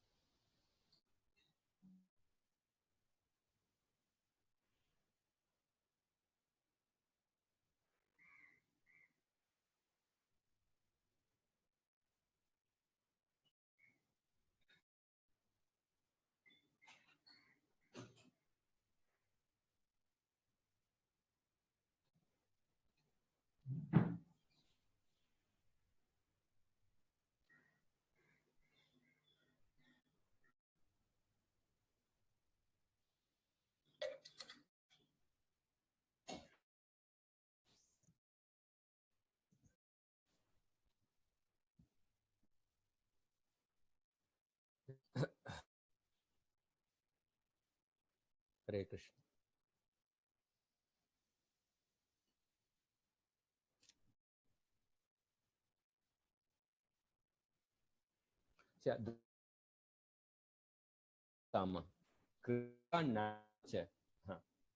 So, Prabhu here in the purport that Draupadi, she exhibited a womanly nature. That this particular episode, we see from 3 points of view.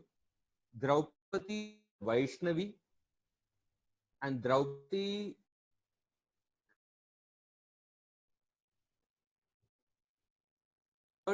that Draupadi, from the point of view of a person expected to give justice. It's mentioned in the purport. When Draupadi, when you see as a devotee, Draupadi showed forgiveness. She forgave Ashwatthama. Although Ashwatthama killed her five sleeping sons. If we compare Draupadi with Gandhari, Gandhari's all her 100 sons, they were killed in the battlefield. And Draupadi's 5 sons were killed when they were sleeping. But Gandhari became angry with Krishna. She cursed Krishna. Gandhari had accumulated so much of piety by practicing Pativrata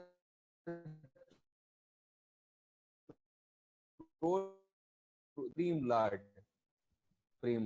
It's like, suppose a person is making like a condensed sweet rice. Suppose there is a Govinda Bhog sweet rice, and you are condensing sweet rice. You are making for 5 hours.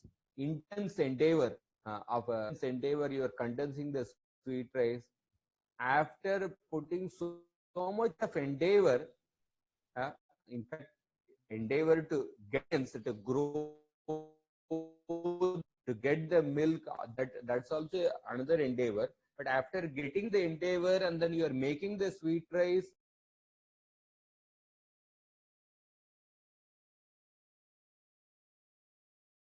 lost all her piety.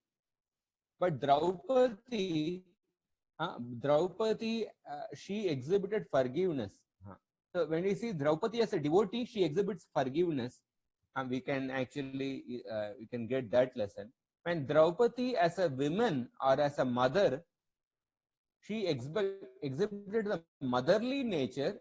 She says that I can understand the pain of losing the children. If you kill Ashwatthama, Ashwatthama is the only son of Kripi. Therefore, I can feel the pain of Kripi.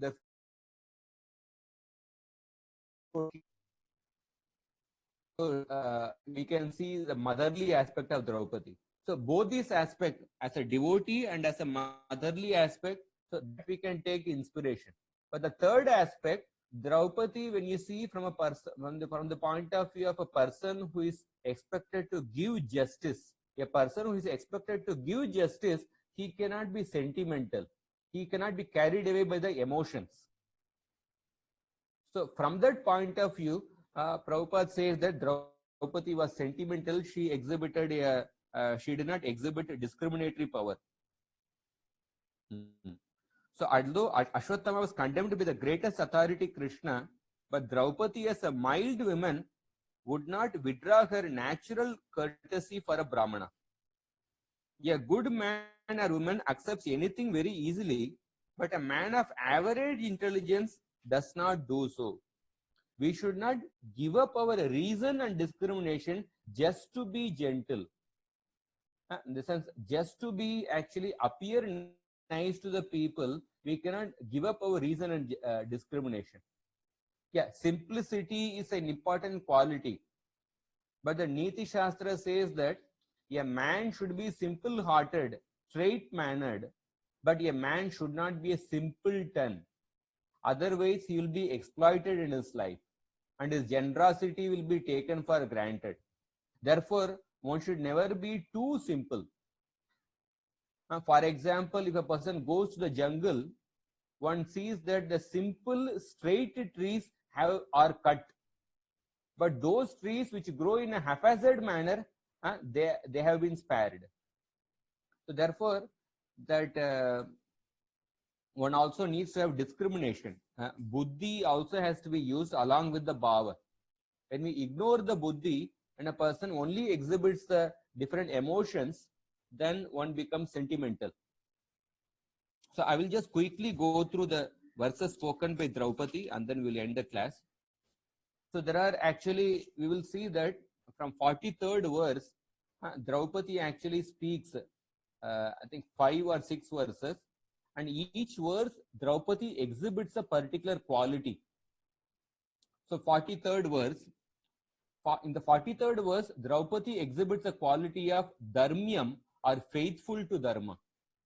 So she says that unable to tolerate Ashwatthama being brought in a bonded state, Draupadi said, release Ashwatthama, the Brahmana is always our Guru. Brahmano Nitaram Guruhu. So she is speaking a dharmic principle that Brahmana is always our Guru. If you see that one of the important things is that, like, even the fourth canto in the Prithu Maharaj section, it is said that Prithu Maharaj controlled the entire planet Earth, entire Bhumandala, but except the Brahmanas. Except the Brahmanas, he had control over everyone. So therefore, Brahmanas are always to be respected by the Kshatriyas. So Draupadi is stating this actually dharmic principle that Brahmana is always our Guru. The 44th verse, she is exhibiting a second quality, that how her words were filled with nyaya or reasoning. She is saying that Ashwatthama's father has taught you the military arts. You have learned the Dhanur Veda, the secrets of Dhanur Veda from the father of Ashwatthama. So therefore, that Dronacharya who taught you the military arts, that Dronacharya is standing in front of you in the form of his son. Because the son is a representative of the father. Even in the episode, like Chaitanya Mahaprabhu, when declined to give mercy to Prataprudra Maharaj, then the devotee said, at least you give mercy to his son, because son represents the father. And when Romaharshan Sutta was killed by Balramji, the sages requested Balramji that at least you actually, we have blessed Romaharshan Sutta to live for a long time, but you have killed Romaharshan Sutta, our words will become untrue. Then Balramji said, I will revive them.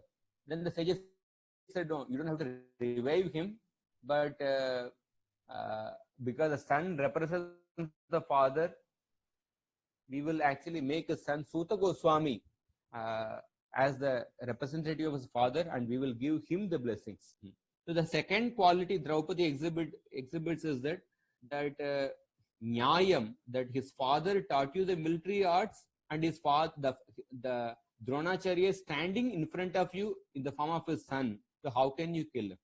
And the third quality she exhibits is in the 45th verse, that her words were full of mercy, sa karunam. Here she says that the wife is the ardangini, wife is the other half of the husband. And Kripi did not follow her husband, did not commit sati when her husband died. She is remaining alive. She is actually alive because she is having a son. So if you end up killing the son also, then Kripi will be without any shelter. Her husband is also gone and son is also gone. So in that way, Draupadi is showing her mercy towards the Kripi. So Prabhupada says that widow is a widow in name only if there is a son of her husband existing. And then the fourth quality which Draupadi exhibits is in the 46th verse. That means the fourth quality is that Draupadi's words expressed unwillingness to cause pain to others, which is called as nirvyalikam. Do not cause suffering to the family of your Guru. O Arjuna, you are a dharmagya. You should not cause suffering to the family of your Guru, because they are always praiseworthy and worthy of worship. And in this way, she is exhibiting a fourth quality. And the fifth quality is that Draupadi's words expressed, Draupadi exhibited a sense of calmness. Please do not let Kripi cry like me. I can actually feel the pain of actually losing the sons. So please do not, I don't want another mother to go through the same pain. Do not make her cry like me. So we see that this is the fifth quality called a samam. That means she is expressing a sense of calmness, that do not actually let Kripi cry like me. And the sixth quality is that she's expressing a generosity. Here, 48th verse, she says that angered by the uncontrolled warriors, if you kill the Brahmanas, if you kill Ashwatthama, then the Brahmanas will quickly destroy the warrior class and their associates, who then will become full of lamentation. The Brahmanas will quickly destroy the warrior class and their associates, who then will become full of lamentation. So the Brahmana community will curse the Kshatriyas and then they will actually destroy you. So in this way, that Draupadi exhibits these six qualities, and all these six qualities are mentioned in the 49th verse. Dharmya, Nyaya, and Sakaruna, Nirvyalika, Samam, and Mahat. When Draupadi spoke these words exhibiting the six qualities, that Yudhishthira Maharaj that agreed with the words of Draupadi. Yudhishthira Maharaj agreed with the words of Draupadi. So we can see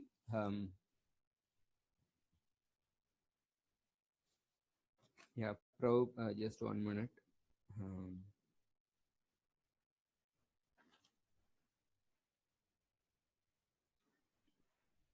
Yeah, in this way, that Draupadi is actually giving his guidance to Ashwatthama that not to kill Arjuna, not to kill, she is giving guidance to Arjuna not to kill Ashwatthama. And then Nakula, Sahadeva, Satyaki, Arjuna, Krishna, and the women, they were also happy with Draupadi's words.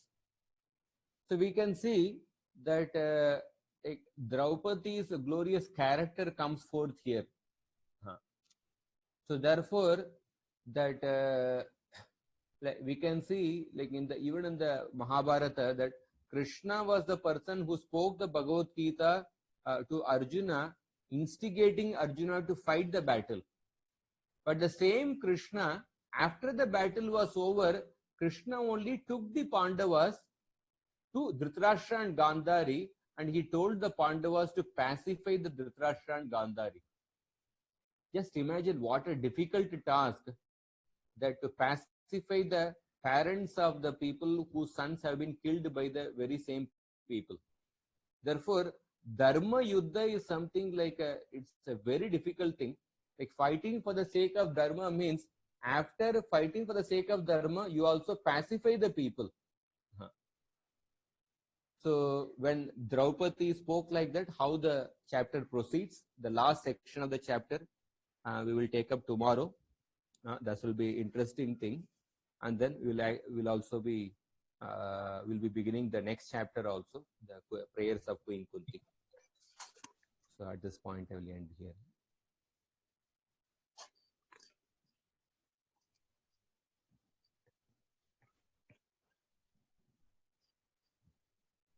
Abhay Charan Prabhu. Draupadi forgave Ashwatthama, but didn't forgive Duryodhan. If it's a correct statement, how do we understand it? Yeah, in the sense, see, so Duryodhan and Dushasan, they try to disrobe Draupadi. That the whole Mahabharata war was fought for the sake of seeking justice. It was not simply a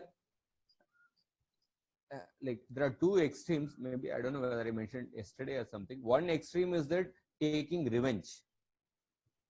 Like Amba wanted to take revenge against Bhishma.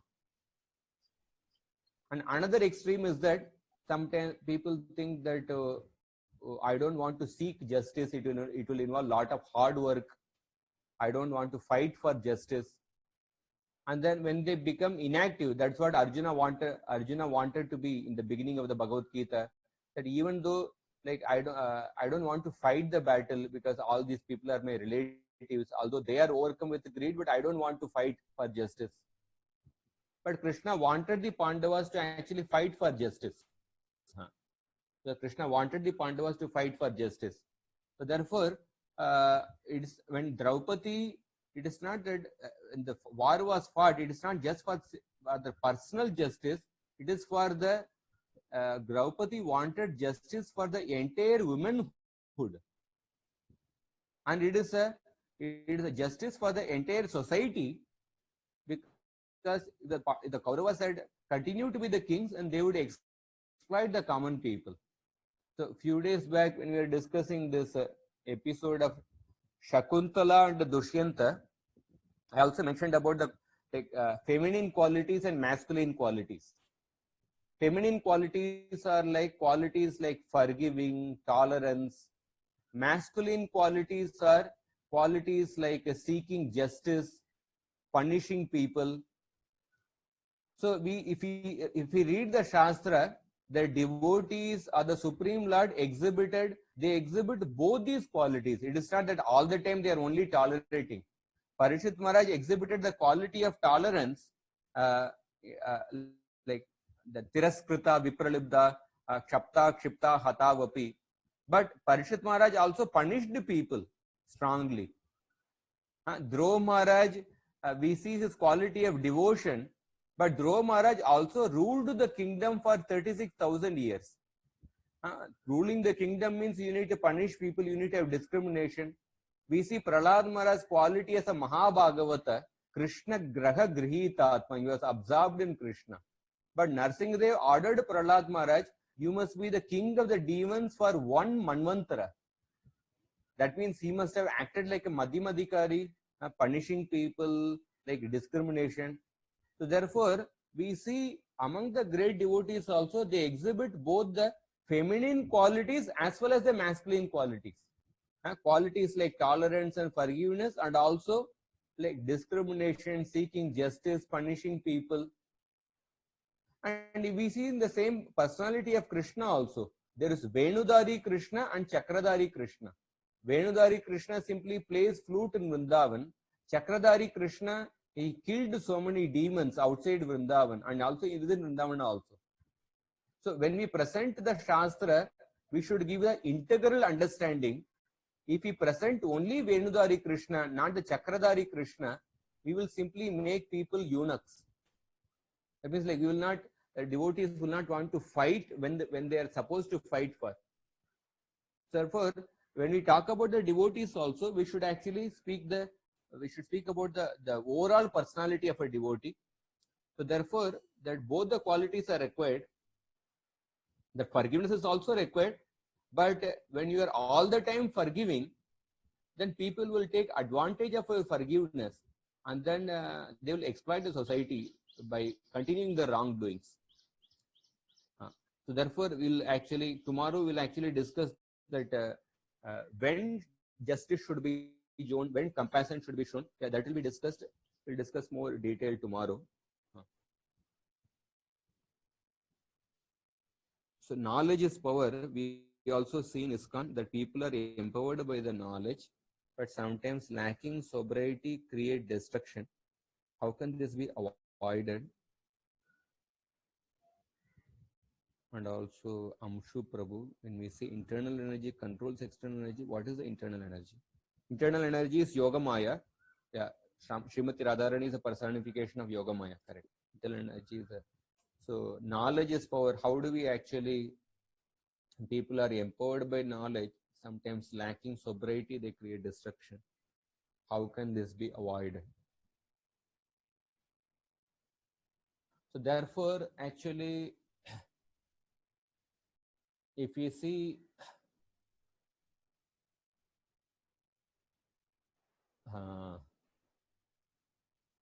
like we have to strengthen our training process.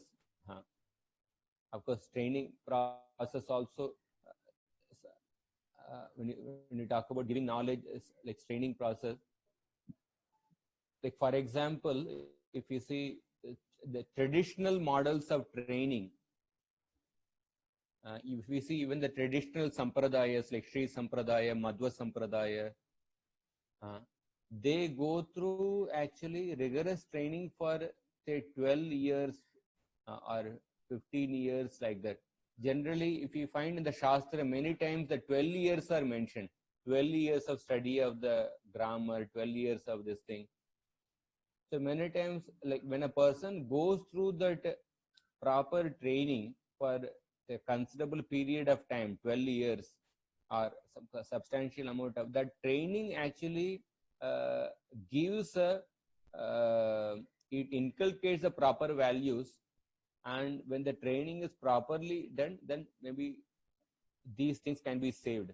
So many times our education, we may give knowledge, but many times our lectures are, I won't say generalized, but sometimes our lectures are more inspiration based. It could be more like a pep talk education.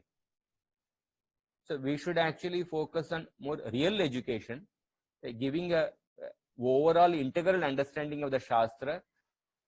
And then when a person like goes through a particular process for a considerable period, then maybe that will help us to avoid these situations. Say.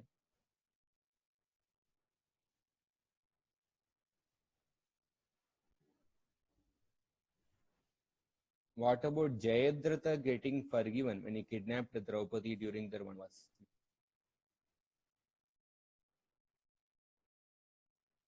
Yeah, Jayadratha, because he was like the relative of the Pandavas. Jayadratha was married to the, I think, sister of Duryodhana. So the Pandavas also had their only sister was that the only sister's husband, or Jayadratha. Therefore, on that count, maybe Jayadratha was shown certain mercy. But of course, later Jayadratha was also punished thoroughly.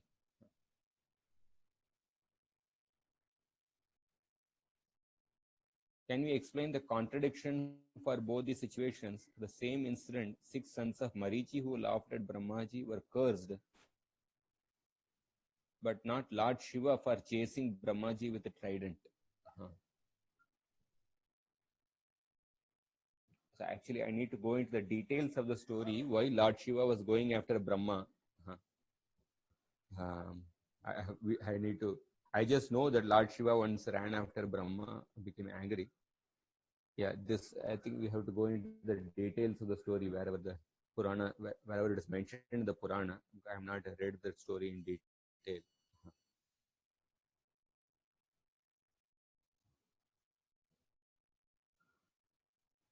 Wars were fought on religious principles. Many of the Kshatriyas were not vegetarians and not also devotees. But still they were dharmic. For example, Shivaji Maharaj, it seems like being dharmic is more important.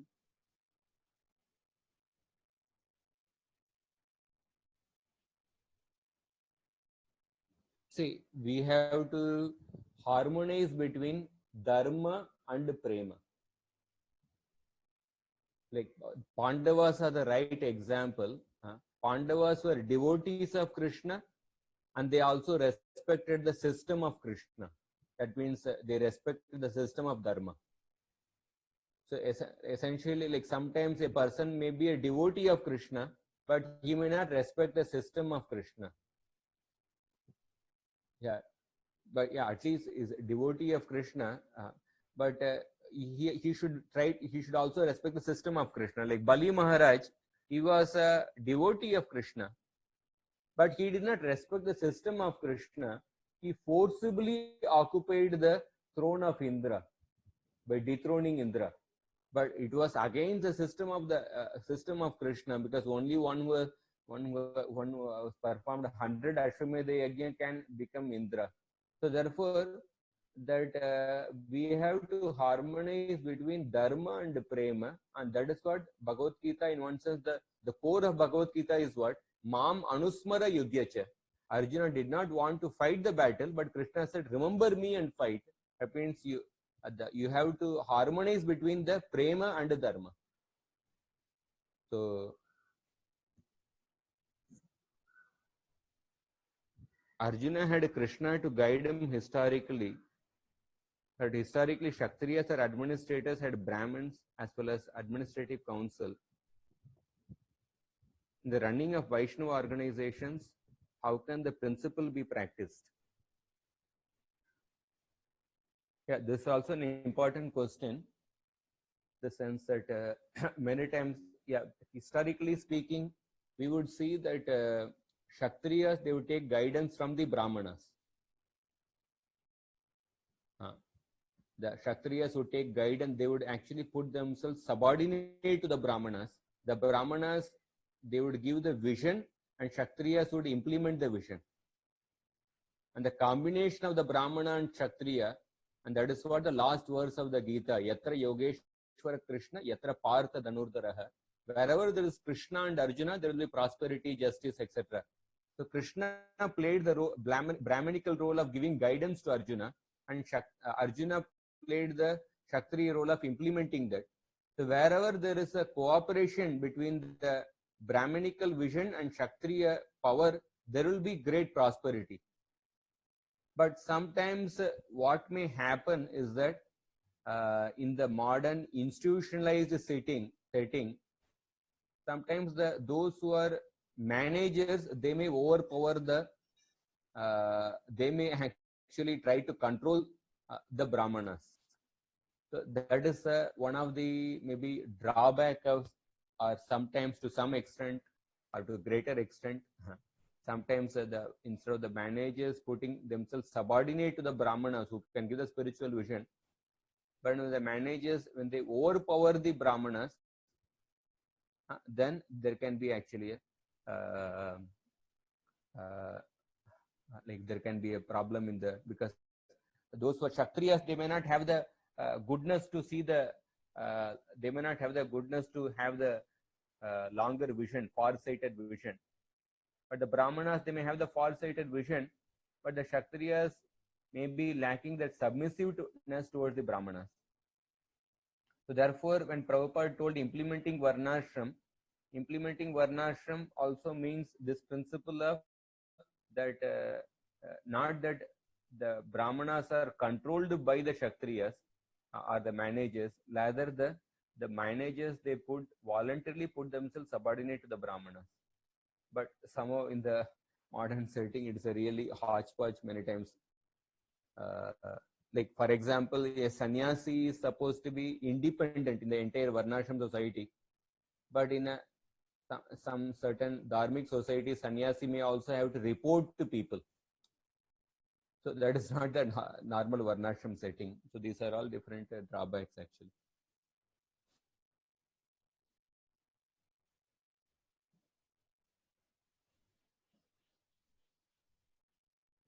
We also see in ISKCON that people are empowered by the knowledge, but sometimes lacking sobriety creates a destruction. How can this be avoided? I answered this. I said that our training program should be proper. Our training programs that like many times, like if you read Bhaktisiddhanta Saraswati Thakur's article, he had written an article on actually Putana. He said that because he was the person who started the institutionalized setting, but he said that he could also see some of the drawbacks. He said that sometimes a person can somehow crack the system and somebody can occupy the position of a, say, guru or a head of a particular in charge or something without having the qualification. Just like, for example, even in the modern education system, it is just a matter of actually cracking the system. If a person knows how the system works, a person can somehow crack the system and get the degree. He may not have gone deep into the subject matter, but without going deep into the subject matter, a person can, say, memorize certain number of questions and then some important questions, and then he can actually pass with flying colors. It is just a matter of cracking the system. That is how many of the coaching institutes and all work. But whereas if you see the traditional education, it involves actually like whether studying, say, Sanskrit grammar or different other thing, you have to like devote considerable time and energy for a considerable period of time, and going through that exercise, that itself actually brings a certain sobriety and it brings a certain humility. So similarly, just like in a modern education system, it's a matter of tracking the system. So similarly, even in an institution setup is also originally coming from the Western, this one. Many times a person, if he knows how the institution works, and sometimes a person can find some loopholes and he can land up in a particular position. He can, one may become certain, say, position of HOD or GBC or president or something like that. So these are all the, fortunately, unfortunately, these are drawbacks of the system. So therefore, we have to like go deeper into our training principles, etc. Although, and also training also, we have to deeply think. Sometimes we may have to take guidance from other. Many times we also speak about training, but how deep the training is something. Like I was talking to one devotee, called me, and then like the devotee was asking some very basic questions about soul, mind, intelligence, etc. But the reality is that like, he was a counselor who was in the position of guiding others. So I thought that like how he's having such basic questions, repeatedly asking this question, but how he is in the position of a counselor. So then I could see some of the loopholes in the system also. Sometimes a person, I felt that maybe he would be more peaceful if he is not put in that position. Because honestly, he's put in that position, then he is also in anxiety in answering the questions of others, and then other people are also who are supposed to take guidance, they will also be not be satisfied. So many times our systems they have different loopholes, or training programs are not proper. So one has to actually, different people will have to come together and strengthen the training program and the systems. So I think we have spent sufficient time. Question answer almost 1:10. I will end here, and we will continue tomorrow, and we will be going to the 8th chapter. So I thank you everyone for your patient hearing. Tantara Srimad Bhagavatam ki jai, Srila Prabhupada ki jai, Gaura Bhakti.